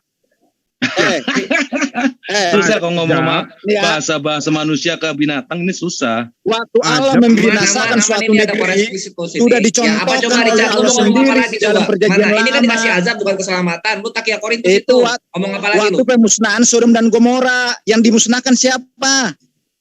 Banyak yang dimusnahkan itu homo. Yang diselamatkan yang dimusnahkan homo jabat. Kok banyak minum tua kok jabat. Ripa nggak usah ngomong dulu aja kok jabat. Ini orang keturunan kambing mau ngomong nggak usah ngomong dulu biar yang kebanyakan minum tua. Oh iya, kan dia kakaknya kambing katanya kan. Dia kan kakaknya kambing. Gimana coba di sini bisa nggak dapat jadi nggak nyambung. Biarin kambing-kambing domba-domba ini yang bicara dulu. Kita dengar aja. Aduh, ini yang ngomong banyak banget. Jabat kebanyakan minum tua. Udah nyambung otaknya. Orang miskin nggak butuh selamat. Orang miskin itu ada ayatnya di tempat lain nih. Ini ayatnya nih ada nih. Bisa pakai original tag mereka Slayer. Ini ayatnya ada di tempat lain di surah yang sama. 141 Adzariyat ayat 25. Mau apa lagi lu? Ar-Rum ayat 39. Itu di situ kami disuruh untuk mengurusi orang-orang yang miskin. Iya, itu untuk mengurusi orang-orang miskin, tetapi untuk membinasakan suatu negeri itu hanya orang kaya loh yang diberitahukan. Yang mana yang disuruh ngurus suatu negeri? Ini azab melalui orang kaya. Gimana caranya ngasih azab negara melalui orang miskin tuh gimana caranya? Makanya kok jabat jangan banyak minum tua. Udah wala Bu, diam dulu biar kita bukan hanya orang kaya. Orang miskin tidak diberitahukan, tidak dipandang karena nggak punya duit. Azab untuk sebuah wilayah, kenapa emang? Jabat. Contoh seperti halnya seperti ini, Bang. Contoh seperti ini. Kenapa kalau umat muslim itu ibarat yang diwajibkan itu pergi haji itu hanya orang kaya? Kenapa orang miskin tidak semua umat muslim diwajibkan? Yang mampu. Bukan orang kaya. Itulah. Orang mampu yang gitu. orang mampu memberikan tabungan haji supaya orang-orang miskin bisa mampu akhirnya ke ibadah haji. Orang mampu itu kan berarti orang berduit. Contoh-contoh orang yang menerjemahkan bahasa dalam bahasanya senaknya, udelnya aja. Untuk orang tidak berduit tidak diwajibkan kan? Dimasukin dulu ya. Ya nggak diwajibkan. Itu Banyak kan yang Allah tua sayang kok jabat. kepada kami umat Kasian Islam. banget, padahal haknya dia kasihan banget. Ya berarti kan tidak memaksakan orang miskin harus pergi ke Mekah kan? Kalau Tuhan kalian mengatakan tidak mudah bagi orang kaya masuk ke dalam surga. Artinya orang kaya itu nggak ada yang masuk surga di kitab kalian. Nah harus terima dulu seluruh harta. Di mana? Coba tunjukkan. Coba tunjukkan di mana ayatnya. Tidak mudah bagi orang. Tidak ada orang kaya masuk surga. Oke, aku kasih ayatnya ya. Aku kasih ayatnya. Oke, ada orang kaya masuk surga. Aku kasih ayatnya. Kok dijawab Tunggu mengenai dulu, apa yang aku kasih takiakan malah ayatnya kamu? dulu ya. Matius 19 ini. Sabar. Matius 19 ayat Ya. 12. Kita kasih ayatnya. Tidak mudah, Ya. bukan berarti tidak bisa, bukan berarti tidak ada. Ya coba bisa Biarin dulu Pak, tadi katanya tidak ada satu orang pun orang kaya masuk surga. Memasukkan onta ke dalam lubang jarum. Tunjukin aja orang kaya bisa masuk surga di tempat Matius 19:23 Uni. Ayatnya yang mengatakan tidak ada satu orang pun orang kaya masuk surga di dalam Kristen. Itu ayat Coba kamu tunjukkan. itu, Di jangan kitabmu ngomong. bahkan tidak ada yang selamat. Akhirat itu janji bukan larangan. Di kitabmu tidak ada yang selamat loh. Paham Itu kan tidak ada satupun orang kaya yang masuk surga di dalam agama yang di Kristen. surga itu orang Bani Israel yang termaterai. Bahkan kata Yesus, guru banyakkah yang diselamatkan? Kata Yesus tidak ada. Cobalah masuk ke pintu sempit itu, tidak ada. Itu penistaan itu bagi orang kaya orang Kristen nanti itu. Coba tunjukkan. Oke, iya. Alah, Matius 19:23 banyak bacot. Ya, entar. Woi, jabat. Banyak bacot orang Banyak ini ya. yang tua, Dikasih kok tahu jabat. ayatnya dia kejang-kejang. Di mana ayatnya tidak ada satu orang pun orang kaya yang bisa masuk surga di dalam Baca agama dulu, Kristen. jangan banyak ngomong lah. Nah, Yesus Assalamualaikum berkata warahmatullahi kepada wabarakatuh. murid-muridnya, aku berkata kepadamu, sesungguhnya sukar sekali bagi seorang kaya untuk masuk ke dalam kerajaan sorga. Sekali lagi aku berkata kepadamu, lebih mudah seekor onta masuk melalui lubang jarum daripada orang kaya masuk ke dalam kerajaan Allah. Susah. Kata sukar berarti ada kan? Bukan Ada berarti riba. tidak ada kan? Kata sukar Ya, kan? Ada riba. Tadi Ibu Rita Ada mengatakan nggak tidak onta ada bisa satu masuk orang dalam lubang pun jarum? orang Nggak kaya ada bang, yang masuk onta surga. masuk lubang jarum nggak ada bang. Ya, Ayo. kalau onta saja nggak ada, gimana orang kaya? Ayo. Nggak ada bang, nggak ada bang. Itu perumpamaan itu bos, perumpamaan. Ngerti nggak bahasa perumpamaan? Istilah. Dari Kalau mana tidak kau ngerti tahu bahasa kalau kita, itu saya ajarin. Datang ke Dari Ciracas, saya mana ajarin. kau tahu siapa Tata yang cara ngasih bahasa tahu? memang naik Sejak bahasa kapan Indonesia. Yesus ngasih tahu? Kapan Yesus ngajarkan kalau itu perumpamaan? Ini bukan perumpamaan. Kapan kau jumpa Yesus? Kau tunjukkan sama kami sini. Kapan Yesus pakai bahasa Indonesia? Kau tunjukkan. Betul. Mau kutunjukkan. Datang kau ke sini biar kupenuhi kau Roh Kudus, biar kau ngomong sama Yesus kau. Kau punya Roh Kudus saja kayak hantu belau. Masa kau pula ngajak-ngajak Roh Kudus? Kau aja yang aku punya Roh Kudus kayak hantu belau gitu. Itu tadi orang miskin, gimana orang miskin itu nggak diselamatkan itu di Al-Isra Mana itu. tertulis bahwa orang miskin tak terselamatkan? Ku minta bahasa Mana orang Indonesia aja miskin sama itu kau. kasihan banget itu. Tidak diberitahukan mau suatu negeri mau dibinasakan. Mentang-mentang orang miskin tak punya duit, tidak dipandang oleh Allah Subhanahu wa taala. Maaf teman-teman, saya harus banyak sekali lagi. Kami ingin belajar Sekarang kepada aja kalian. coba lihat di Alisro 17 dong. Ikhwah coba tolong ditunjukin. Ini kita lihat. Ngeri bos, orang miskin tidak dipandang oleh sang Coba dibuka pencipta. Alisro 17 coba. Ada nggak orang kaya? Hanya orang kaya saja yang mau diselamatkan. Gak ada. Tidak Tidak ada yang masuk surga. Ada orang miskin itu. Alisro ayat. Bagaimana Assalamualaikum itu? warahmatullahi wabarakatuh. Pertanggungjawaban keadilan itu bagaimana? Di mana keadilan di situ? Santai aja santai. Itu serai. Ya coba dong Ikhwah tunjukin dong. Alisro 16 coba kita lihat. Itu kalau Orang- paham bahasa itu orang Indonesia miskin aja. diperhatikan itu kalau Orang paham. kaya lebih spesial, itu jawabannya. Enggak, gini loh. Nah, Templar Orang lebih, miskin itu Templar kan lebih tidak dekat gitu bersalah. ininya, apa Gimana penafsirannya. Ini keadilannya Richard di situ, Bos? ngabeng kemana-mana. Itu Seakan-akan gini, Slayer. ini contoh apa ya? Contoh cara mengimani kekristenan ya. Yesus Ya, berarti dibilang kan Tuhan, benar itu. dalilnya nggak ada. Ya Bagaimana inilah keadilan untuk orang orang miskin? kaya dibilang selamat, dalilnya kagak tertulis begitu. Buset, parah banget. Memang orang miskin tidak butuh selamat itu, Karena Bos. orang kaya lebih Nah, spesial. sekarang coba lebih Ali Surah ayat diselamatkan. 17 coba, Ali Surah ayat 16 coba Banyak dikasih minum lihat. tua Bukan aku jabat. Orang miskin ini ya, udah Coba miskin, dibaca coba. tidak diselamatkan lagi, tidak Mana dimampukan. ayatnya orang miskin tak Parah, diselamatkan Parah. mana? Misalnya ada ayat begitu Jabat. parah emang Richard. Nah, sekarang Banyak coba minum baca. tua kau. Enggak gitu itu. Coba dibaca. Minum Dan jika tua kami aku hendak jabat. membinasakan suatu negeri, maka kami perintahkan kepada orang yang hidup mewah di negeri itu agar menaati Allah. Tetapi bila mereka melakukan kedurhakaan di dalam negeri itu, maka sepantasnya berlakulah terhadap perkataan hukuman kami. Kemudian kami binasakan sama sekali negeri itu. Mana yang selamat Orang di sini? yang hidup Mana mewah orang ya. miskinnya? Orang Tunggu. yang hidup Gini, mewah. Mana Kevin. orang miskin itu sama-sama dengan orang yang mewah ikut binasa juga. Yang tidak Ya, hidup makanya. mewah itu nggak diperintahkan. Mana Jabat. orang hidup mewah? Mana orang hidup mewah hidup di sini? Mana orang hidup mewah nggak kena binasa di situ? Orang tidak hidup kaya mewah itu disuruh tidak menaati diperintahkan untuk perintah bertobat. Allah, Kerjaannya. yaitu Yang memberi tidak hidup makan orang mewah itu miskin. Satu-satu. Halo. Hoi. Jangan mau Betul, kita betul. ngikutin opini dari orang-orang binatang. Jangan mau, jangan mau. Iya, Iya betul, emang betul. parah banget udah mah terjemahan Orang bukan Kan dia bilang bilang kan- ada keselamatan kagak ada Banyak keselamatan. minum Kakaknya tua kau kambing jabat. Bagaimana Banyak itu minum orang tua. miskin itu? Si jabat. Miskin tidak butuh Banyak minum keselamatan tua. itu. Kau banyak minum tua kau Katanya jabat. maha adil. Yang minum tua kau jabat. Emang iya Sudah tadi tidak Minum adil tua kepada dulu kau perempuan. mabuk kau. Jangan mau Ini bener ya, si Jabat diarahkan tadi ke mengaku. pikiran mereka yang binatang. Jangan. Nyantai aja. Enggak benar.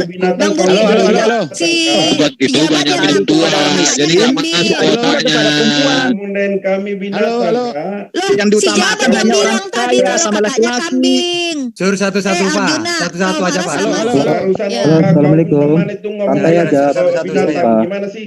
Ayo, buktikan di mana Kalau keadilan di diskusi situ. Temanmu Orang miskinnya mana? Nggak butuh diselamatkan. Perempuan nggak butuh keadilan. Itu kok ayat gampang Halo, kayak nggak gitu. ada Pak. sama sekali orang itu orang kaya nggak ada diselamatkan di situ. Kenapa lu bertakia seperti menyatakan Yesus Tuhan? Nggak ada tertulis Yesus Tuhan. Kenapa Richard seperti itu? Jangan keimanan pagan Romawi dan Yunani dibawakan ke dalam Al-Quran. Mental jauh, my friend. Gitu loh. Oh iya, tunggu, aku mau klarifikasi ini biar nggak ada yang salah paham. Tadi yang kenapa Bang Budi bilang binatang, karena si Jabat sendiri bilang kakak dia kambing ya. Jadi ini ada rekamannya loh dari tadi. Jadi kalian jangan baper kalau mau marah sama si Richard karena dia bilang kakaknya kambing, karena itu lebih dulu diciptain kata dia tadi. Semua pada dengar kan teman-teman yang ada di sini. Nah itu aja dari aku. Bye. Saya sedikit. Iya, silahkan Guru. Oke. Udah aman sentosa ini. Jadi ayat ini adalah pelajaran yang sangat baik terhadap umat manusia. Kenapa saya katakan sangat baik? Karena ini bercerita tentang pemuka atau elit sebuah bangsa. Di mana elit sebuah bangsa itu pasti mendapatkan fasilitas, kemudahan, kemudian dalam kehidupan, di dalam berinteraksi, memenuhi kebutuhannya, kemudian mengakses kekuasaan dan harta rakyat untuk kemungkaran atau untuk kebaikan dan seterusnya. Nah, ini yang ditegur di sini adalah pemuka atau elit bangsa. Sehingga ketika sebuah elit bangsa itu menyimpang dari perintah Tuhan, maka yang kena musibah itu bukan orangnya saja, bukan dia saja, tetapi negara yang dipimpinnya. Seorang pemimpin yang zalim di dalam memimpin, tidak memegang amanah, itu akan berimbas kepada apa yang dipimpinnya, kepada rakyatnya. Contoh, kalau misalnya presiden kita ini melakukan semena-mena, negara ini hancur. Bukan hanya yang kaya, yang miskin juga kena. Inilah ajaran Allah. Sangat mulia Al-Quran itu. Jadi kalau kemudian ada pemimpin yang diberi amanah, elit bangsa yang kemudian diberi kepercayaan, diberi aturan main oleh Tuhan, kemudian mereka melakukan pengingkaran terhadap aturan itu, maka yang hancur bukan cuma pemimpinnya, tapi kehancuran itu menyeluruh kepada bangsa tersebut. Itu satu. Yang kedua, kalau kemudian ada orang yang hanya memahami dan ingin memamerkan isi otaknya yang hanya umat terjemah lalu kemudian memaknai Al-Quran ini dengan pemahaman pribadi. Itu karena dia pincang di dalam berilmu. Buta dia, dajjal. Cuma satu matanya yang berfungsi. Mata hatinya nggak berfungsi. Bagaimana kemudian perintah di dalam kitabnya dia?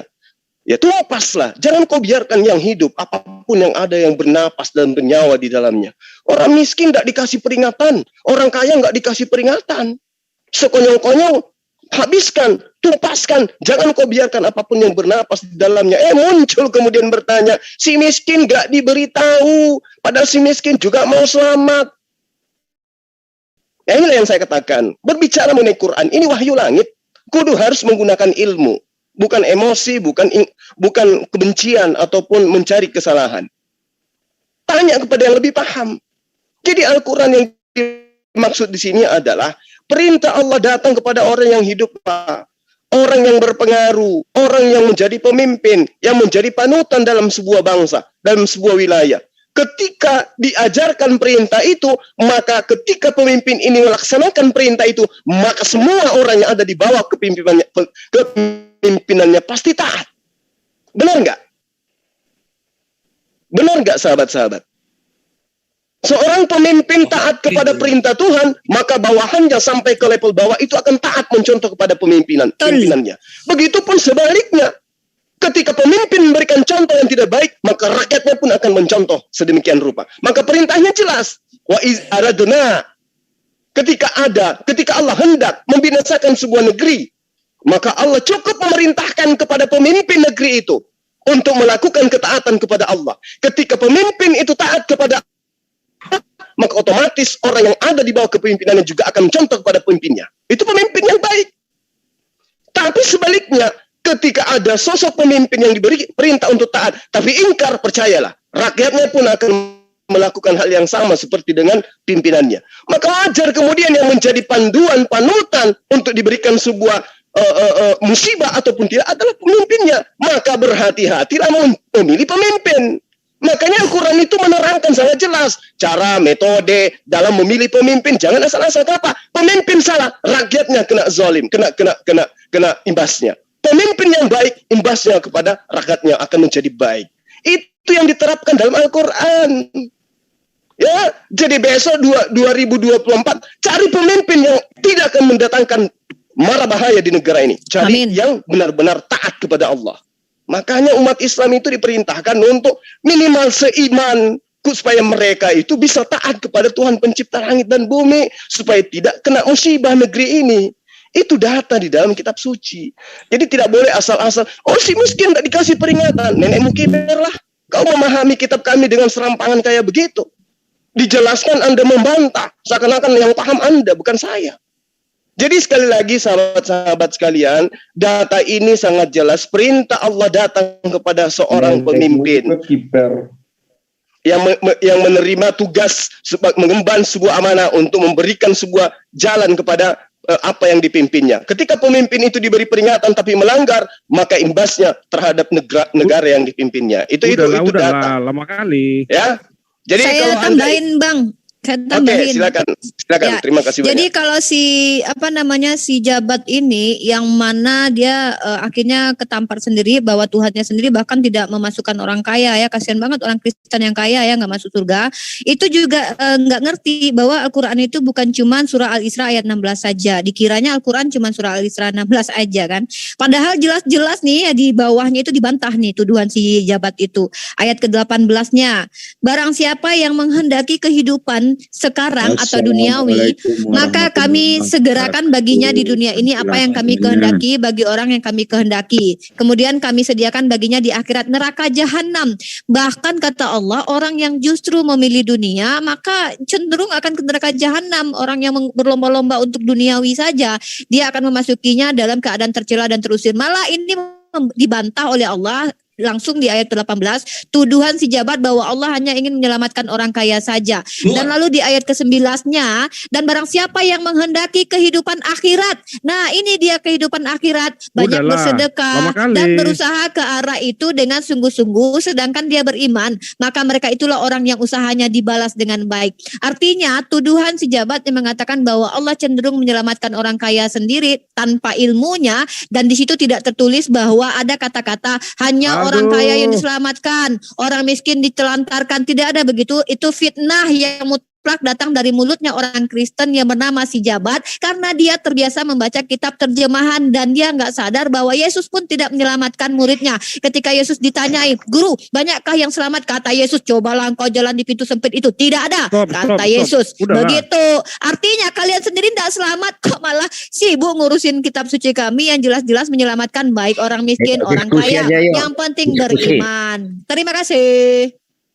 Diskusi aja. Si Richard kasih sama saya aja biar diskusi sama saya. Oleh Allah itu kepada kepada Mesir itu mendatangi dulu Firaun. Anda baca Bible.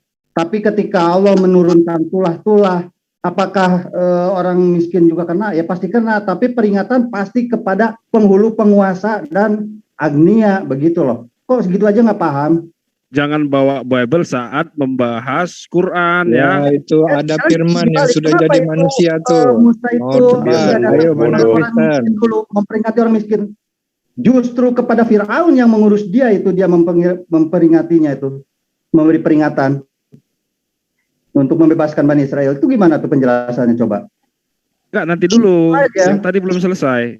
Jadi maksudnya begini, sebentar ya, boleh dari saya dulu ya. Ya, boleh ya.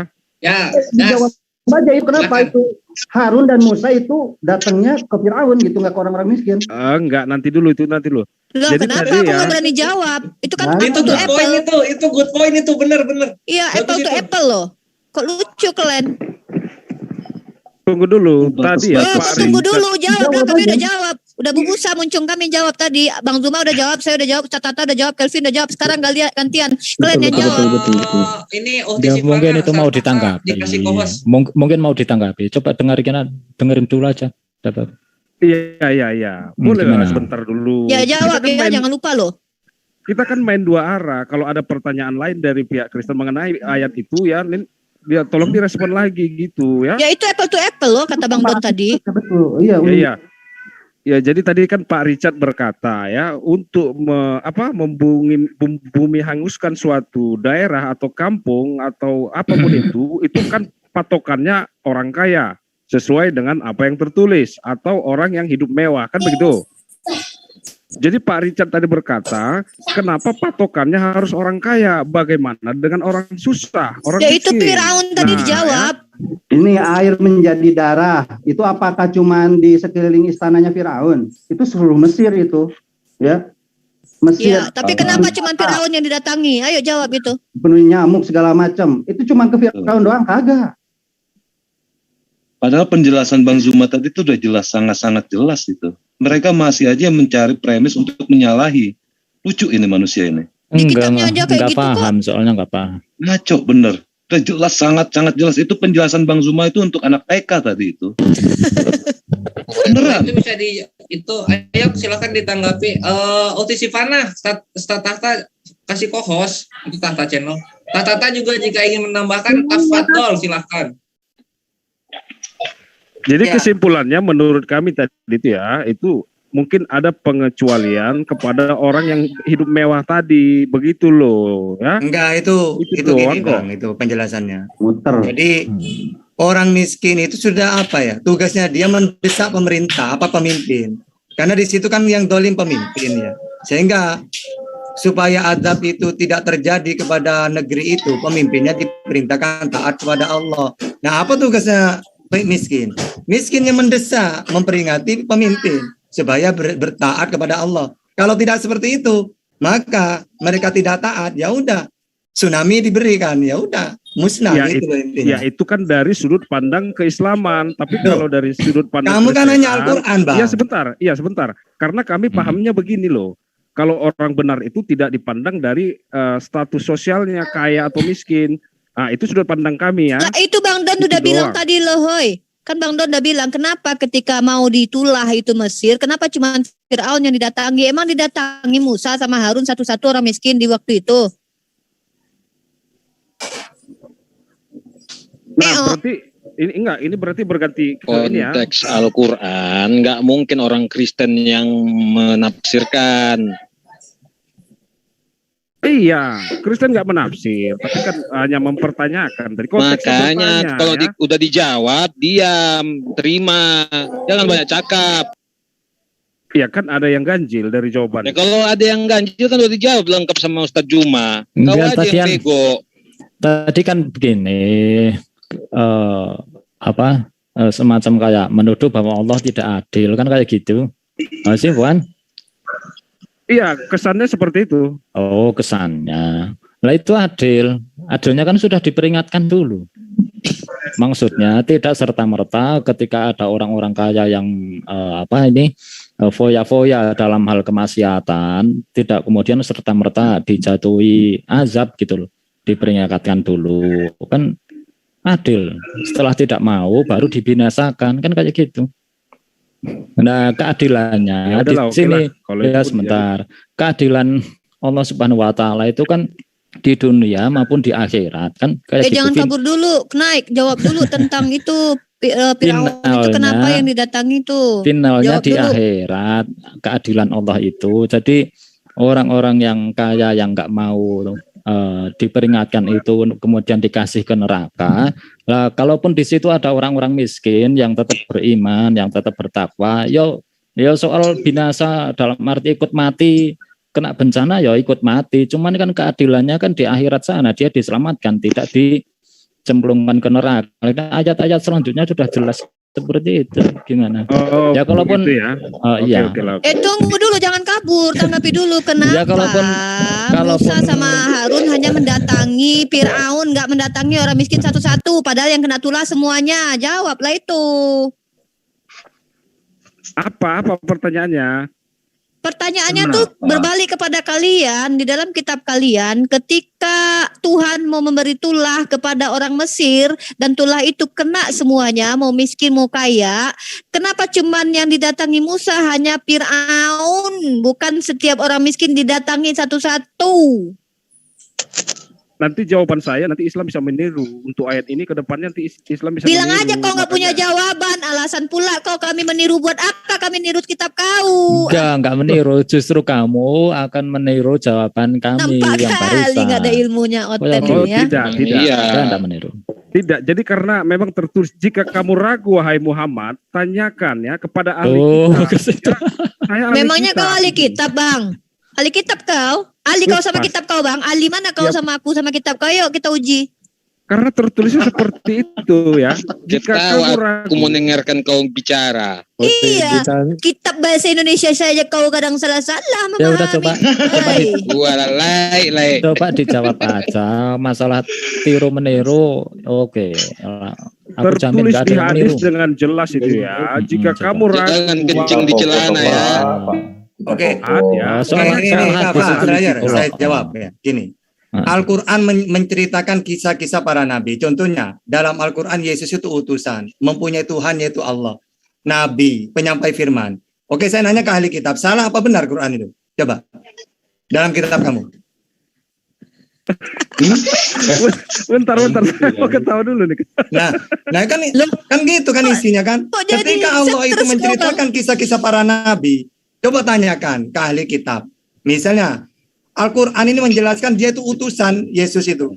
Nabi, penyampai firman, yaitu mentuhankan Allah. Coba salah nggak Quran itu? Saya nanya ke ahli kitab. Sebelum saya menjawab, jawab dulu. Itu benar atau tidak tertulis sesuai hadis? Kok enggak kau jawab? Jawablah pertanyaan Ustaz Tahta. Ada dua pertanyaan lo, 3 pertanyaan yang enggak kau jawab lo. Iya, sebelum saya menjawab, benar atau tidak? Jangan kencing di celana aku nanti. Ayat itu ya, ketika Allah menceritakan kisah-kisah para nabi, lalu dalam tafsirannya Rasulullah tidak ragu baca tafsir Jalalain itu. Tapi tetap Allah mengatakan, coba tanyakan ke ahli kitab. Oke, andai kan Rasulullah itu ragu, coba saya nanya ke kamu. Anggaplah saya ragu lah sekarang baca Quran itu. Benar nggak apa yang dikatakan Al-Quran? Bahwa Yesus itu utusan teks hadisnya Nabi gimana coba? untuk Israel. Coba jawab. Teks hadisnya gimana? Teks Arabnya. Nah itu Al-Quran itu surat Yunus itu. Oh, surat Yunus ayat berapa? Bunyinya gimana? Iya, jadi jangan dikatakan fitnah itu karena tertulis itu. Iya, kata Muhammad bin saya terima. Wahai Jawab Muhammad, dulu. Surat tanyakan Yunus. kepada ahli kitab. Ya benar, saya Iya, ayat aku ahli berapa? kitab Ayat loh. berapa? Ini yang muslim jaga akhlak.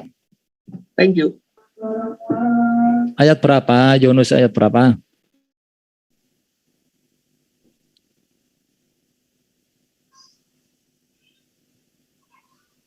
Mungkin Yusuf ya, Yusuf gitu. Surat Yunus 94 kalau nggak salah.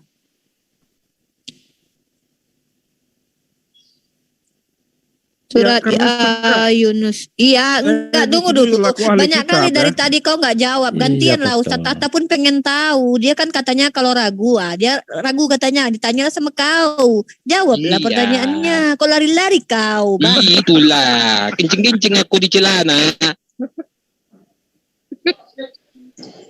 Yunus ayat berapa? Ayat berapa Yunus ayat berapa?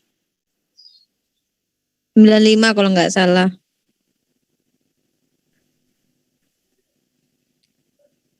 Jawab dulu, kenapa Fir'aun itu cuma didatangi Musa sama Harun cuman Fir'aun? Hah? Kenapa itu? Hah? Kenapa ketika Mesir kena tulah, kenapa yang didatangi cuman Fir'aun sama Harun sama Musa? Kenapa enggak didatangi satu-satu orang miskin? Iya, Enggak adil kali Tuhan kalian. Iya, logatnya biasa aja lah. Logatnya biasa aja. Yang miskin, yang kaya, anaknya Firaun mati semua. Jawablah itu.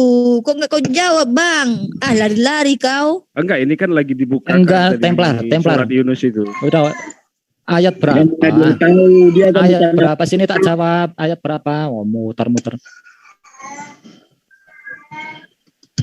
Ayat berapa dulu? Mana tahu si Templar itu paling dia mendengarkan orang lain. Iya, betul. Mana pernahnya kau baca? Nggak ada kau baca. Kau cuma dengar cek itu. Ayat berapa? Nanti surat itu, ayat itu nanti aku terangkan. Coba kau uji dulu. Ahli mana kau dari aku kitabmu? Makanya tertulis dengan jelas, jika kamu ragu wahai Muhammad, ayat tanyakan, berapa? Ya, Tampilkan. pada ahli kitab. Saya ahli kitab di sini. Ayat berapa itu? Ahli kitab. Enggak, ini teman-teman yang muslim tahu, ada yang tahu enggak itu ayat berapa? Coba kau, kalau ahli kau baca dulu kitab kau pakai bahasa Yunani itu dulu. Kalau ahli kau memang bacakan dulu. Enggak, ini teman-teman yang muslim ada yang tahu enggak itu ayat berapa? Ayat berapa? 94, Pak. Ayat 94. 95, 94 kalau enggak salah. Surat Yunus 95, 94. 94 bukanlah? Iya, Yunus 94, 95 itu. Ya, kalau ahli kau baca dulu kitab kau itu yang pakai bahasa Yunani. Kau baca 10 ayat saja dulu tanpa teks. Pandainya kau. Ngaku-ngaku kau ahli. Ahli kitab atau ahli kulub kau. Ahli kulub benar itu, Bu Rifa. Ya. Iya, lucunya orang gitu ya. Kita ngaku-ngaku ahli kitab. Apa yang diahlikannya gitu loh ya kan. Kadang emang bikin ketawa aja orang-orang ini emang. Allah tidak pernah menurunkan kitab kepada umat Kristen. Itu catat, suruh dia renungin itu. Yang lucunya tadi. Maka jika engkau Muhammad berada dalam keraguan-raguan tentang apa yang kamu turunkan kepadamu, maka tanyakanlah kepada orang yang membaca kitab sebelummu. Sungguh telah datang kebenaran kepadamu dari Tuhanmu, maka jangan sekali-kali engkau, maksudnya Muhammad, termasuk orang yang ragu. Pertanyaan, apa Muhammad ragu dan apa yang diterima?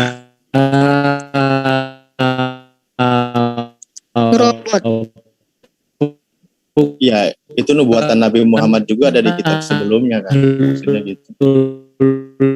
Robot Bang itu.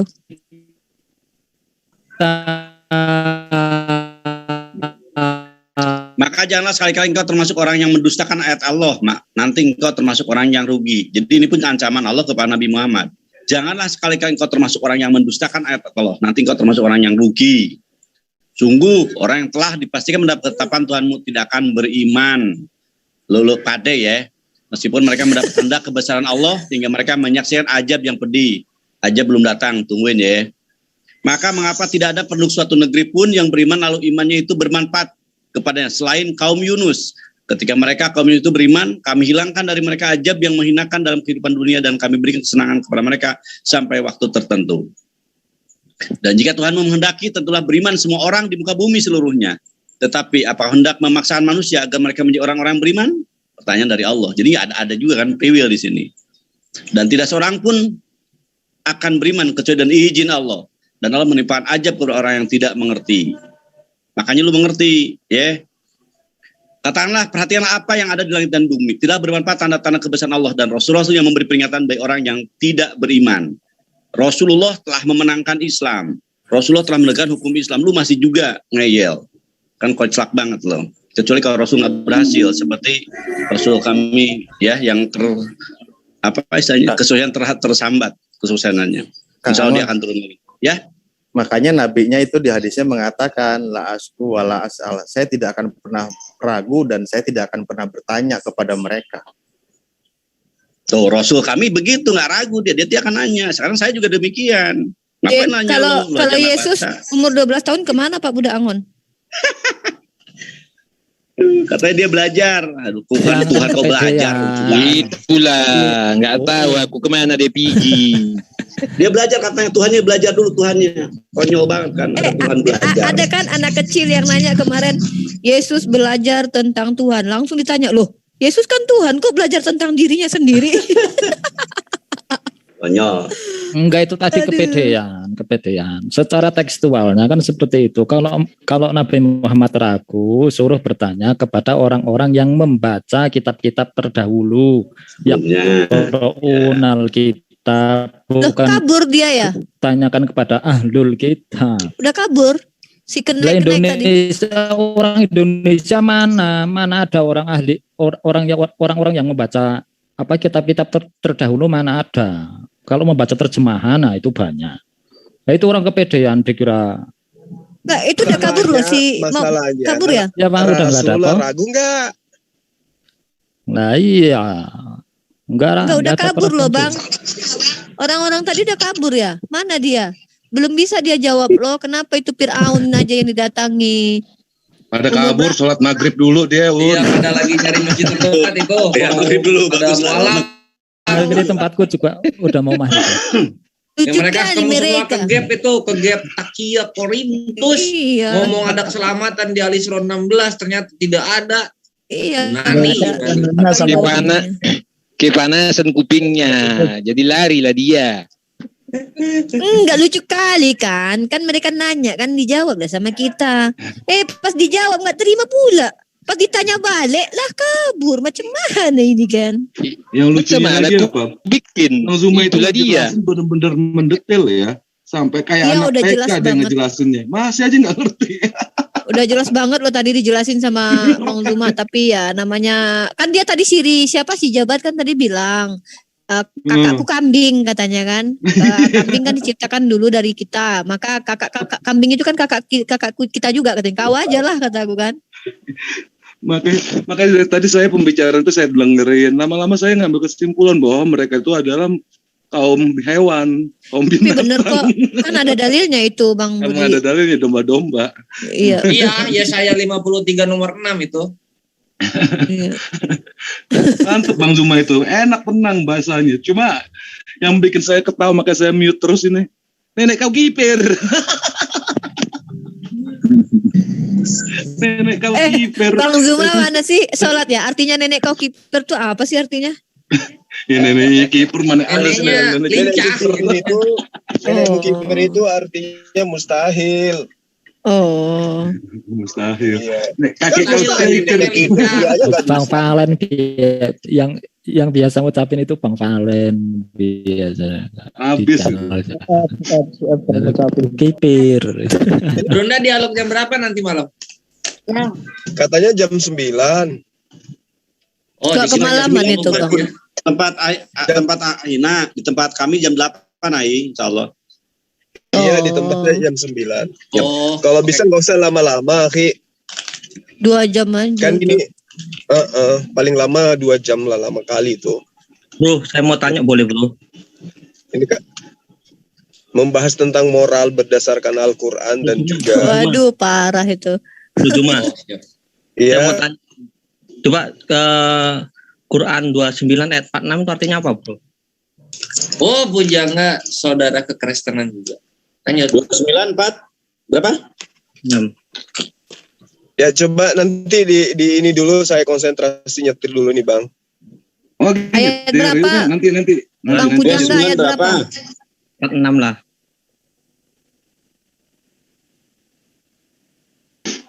46. Saya dalam perjalanan ya. Saya siapin ya. 2946. Ya. 46. Wala tujadilu itu. Dan janganlah kamu berdebat dengan ahli kitab melainkan dengan cara yang baik, kecuali dengan orang-orang yang zalim di antara kita, di antara mereka. Dan katakanlah kami telah beriman kepada kitab-kitab yang diturunkan kepada kami dan yang diturunkan kepadamu. Tuhan kami dan Tuhan kamu satu, dan hanya kepadanya kami berserah diri. Ya. Apa pertanyaannya? Itu seperti ini. Jadi ini seharusnya adalah aturan untuk apa namanya kalau diskusi ya. Jadi janganlah kamu berdebat dengan ahli kitab, mereka dengan cara yang baik. Kecuali orang-orang yang zalim, sikat. Enggak, tapi kalau itu ayat-ayat itu udah benar kalau menurut hemat saya. Tapi yang kita perdebatkan di Indonesia yang pertama kali itu bukan ahli kitab. Karena mereka dari Biblos itu sendiri nggak ada yang diceritakan di Al-Quran. Iya, betul. Ahli kitab itu nggak ada keturunan dari Yunani, nggak ada kitabnya Isa diturunkan di Yunani, nggak ada. Nggak ada. Jadi bisa kita hantam walaupun dari awal hantam aja, karena itu bidat kalau menurut mereka itu bidat. Mereka itulah yang sesungguhnya bidat itu. Ya, itu peraturan untuk ahli kitab, my brother, bukan untuk musyrikin atau para penyembah berhala. Jadi artinya kan alur inilah untuk apa, untuk supaya keluar dari lingkup. Jadi pada saat gini Bang, pada saat kita diskusi dengan Yahudi, kita bicara dengan bahasa yang hikmah. Dan kepada kaum Nasoro yang mengakui Yesus itu di Nazaret di Yerusalem dan masih keturunan dari suku Ibrahim, kita akan berbicara dengan baik. Akan tetapi kalau dari suku-suku ya di luar dari apa yang dikatakan Al-Quran, maaf, kami akan tegas, bukan keras. Kami tegas. Ibu Rama udah paling bener tuh. Kita dialog ini sama ahli hujat soalnya. Ya betul. Ahli hujat, ahli penyembah berhala sesuai di ayat surat Al-A'raf ayat 195. Itu kami harus tegas. Malah kami menantang hujat dengan hujat. Menantang kepada Anda, bawakan bencana dari Tuhan Anda yang Anda anggap itu Tuhan ke saya hari ini. Itulah perintah Tuhan kami kepada Rasulullah Muhammad SAW. Silakan Anda buka di Al-Quran 195.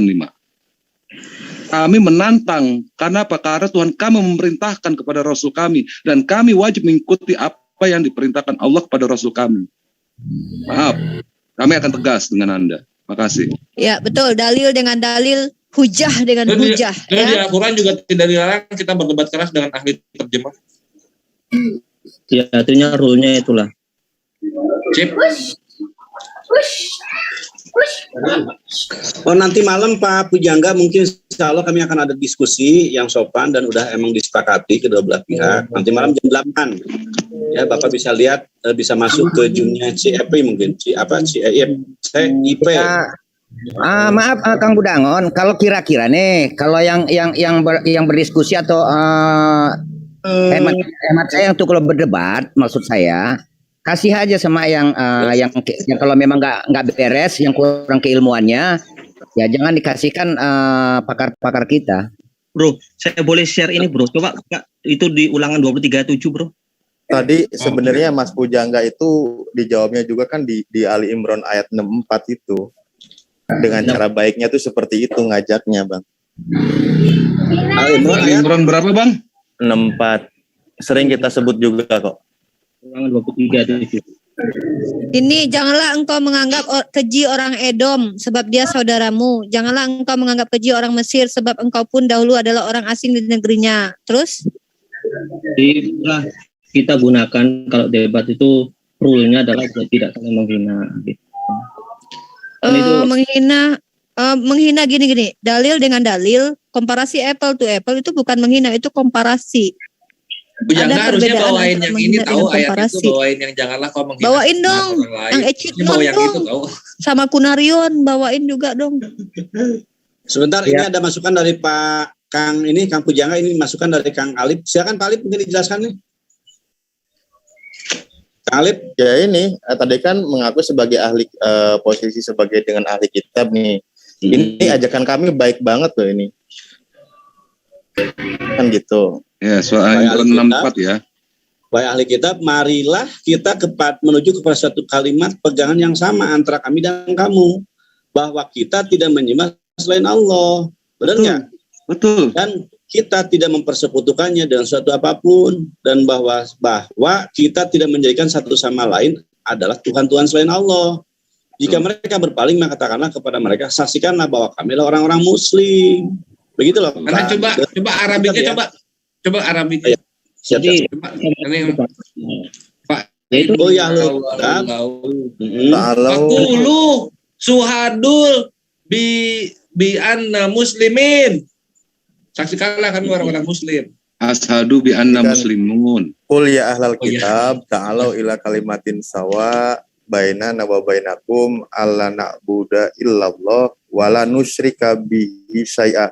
Nah, di sini ditegaskan itu wala nusyrik gitu. Makanya banyak mereka dari kalangan ahli kitab itu juga mempersekutukan gitu. Wala yattakhidha ba'duna ba'don arbaban min dunillah fa in tawallaw faqulu syahadu bi anna muslimun. Kalau memang kamu tetap anna muslimun. Saksikan bahwa saya itu adalah orang muslim. Kami harus tegas bahwa saya ini orang muslim, bukan orang abu-abu. Ini perintah Tuhan kami. Betul. Jadi iya, dan saya baca di ujungnya sayan itu ya, apa sayan itu yang dimaksud dengan Syiah tadi itu. Karena di dalam artikel yang pernah saya baca di suatu kitab tersebut itu dikatakan bahwasanya orang ahli-ahli kitab itu adalah kaum Syiah, juga masuk di dalam itu. Oh, bukan. Kalau itu masuk artinya itu nggak masuk ke ini, karena apa? Syiah itu masih berlabel kepada Al-Quran, jadi bukan ahli kitab. Kalau seandainya dikatakan dia itu ahli kitab, ya artinya dia punya kitab yang baru dong. Jadi itu yang nama ahli kitab itu di ayat Al-Quran dikatakan bahwa kitab-kitab terdahulu untuk kita imani, ya dikatakan ya amana rasul bima unzila ilaika min qablikum. Qablik. Jelas di situ. Kang Budi, mungkin saudara kita ini, Kang Pujang ini meminta kepada kita untuk kita mempelajari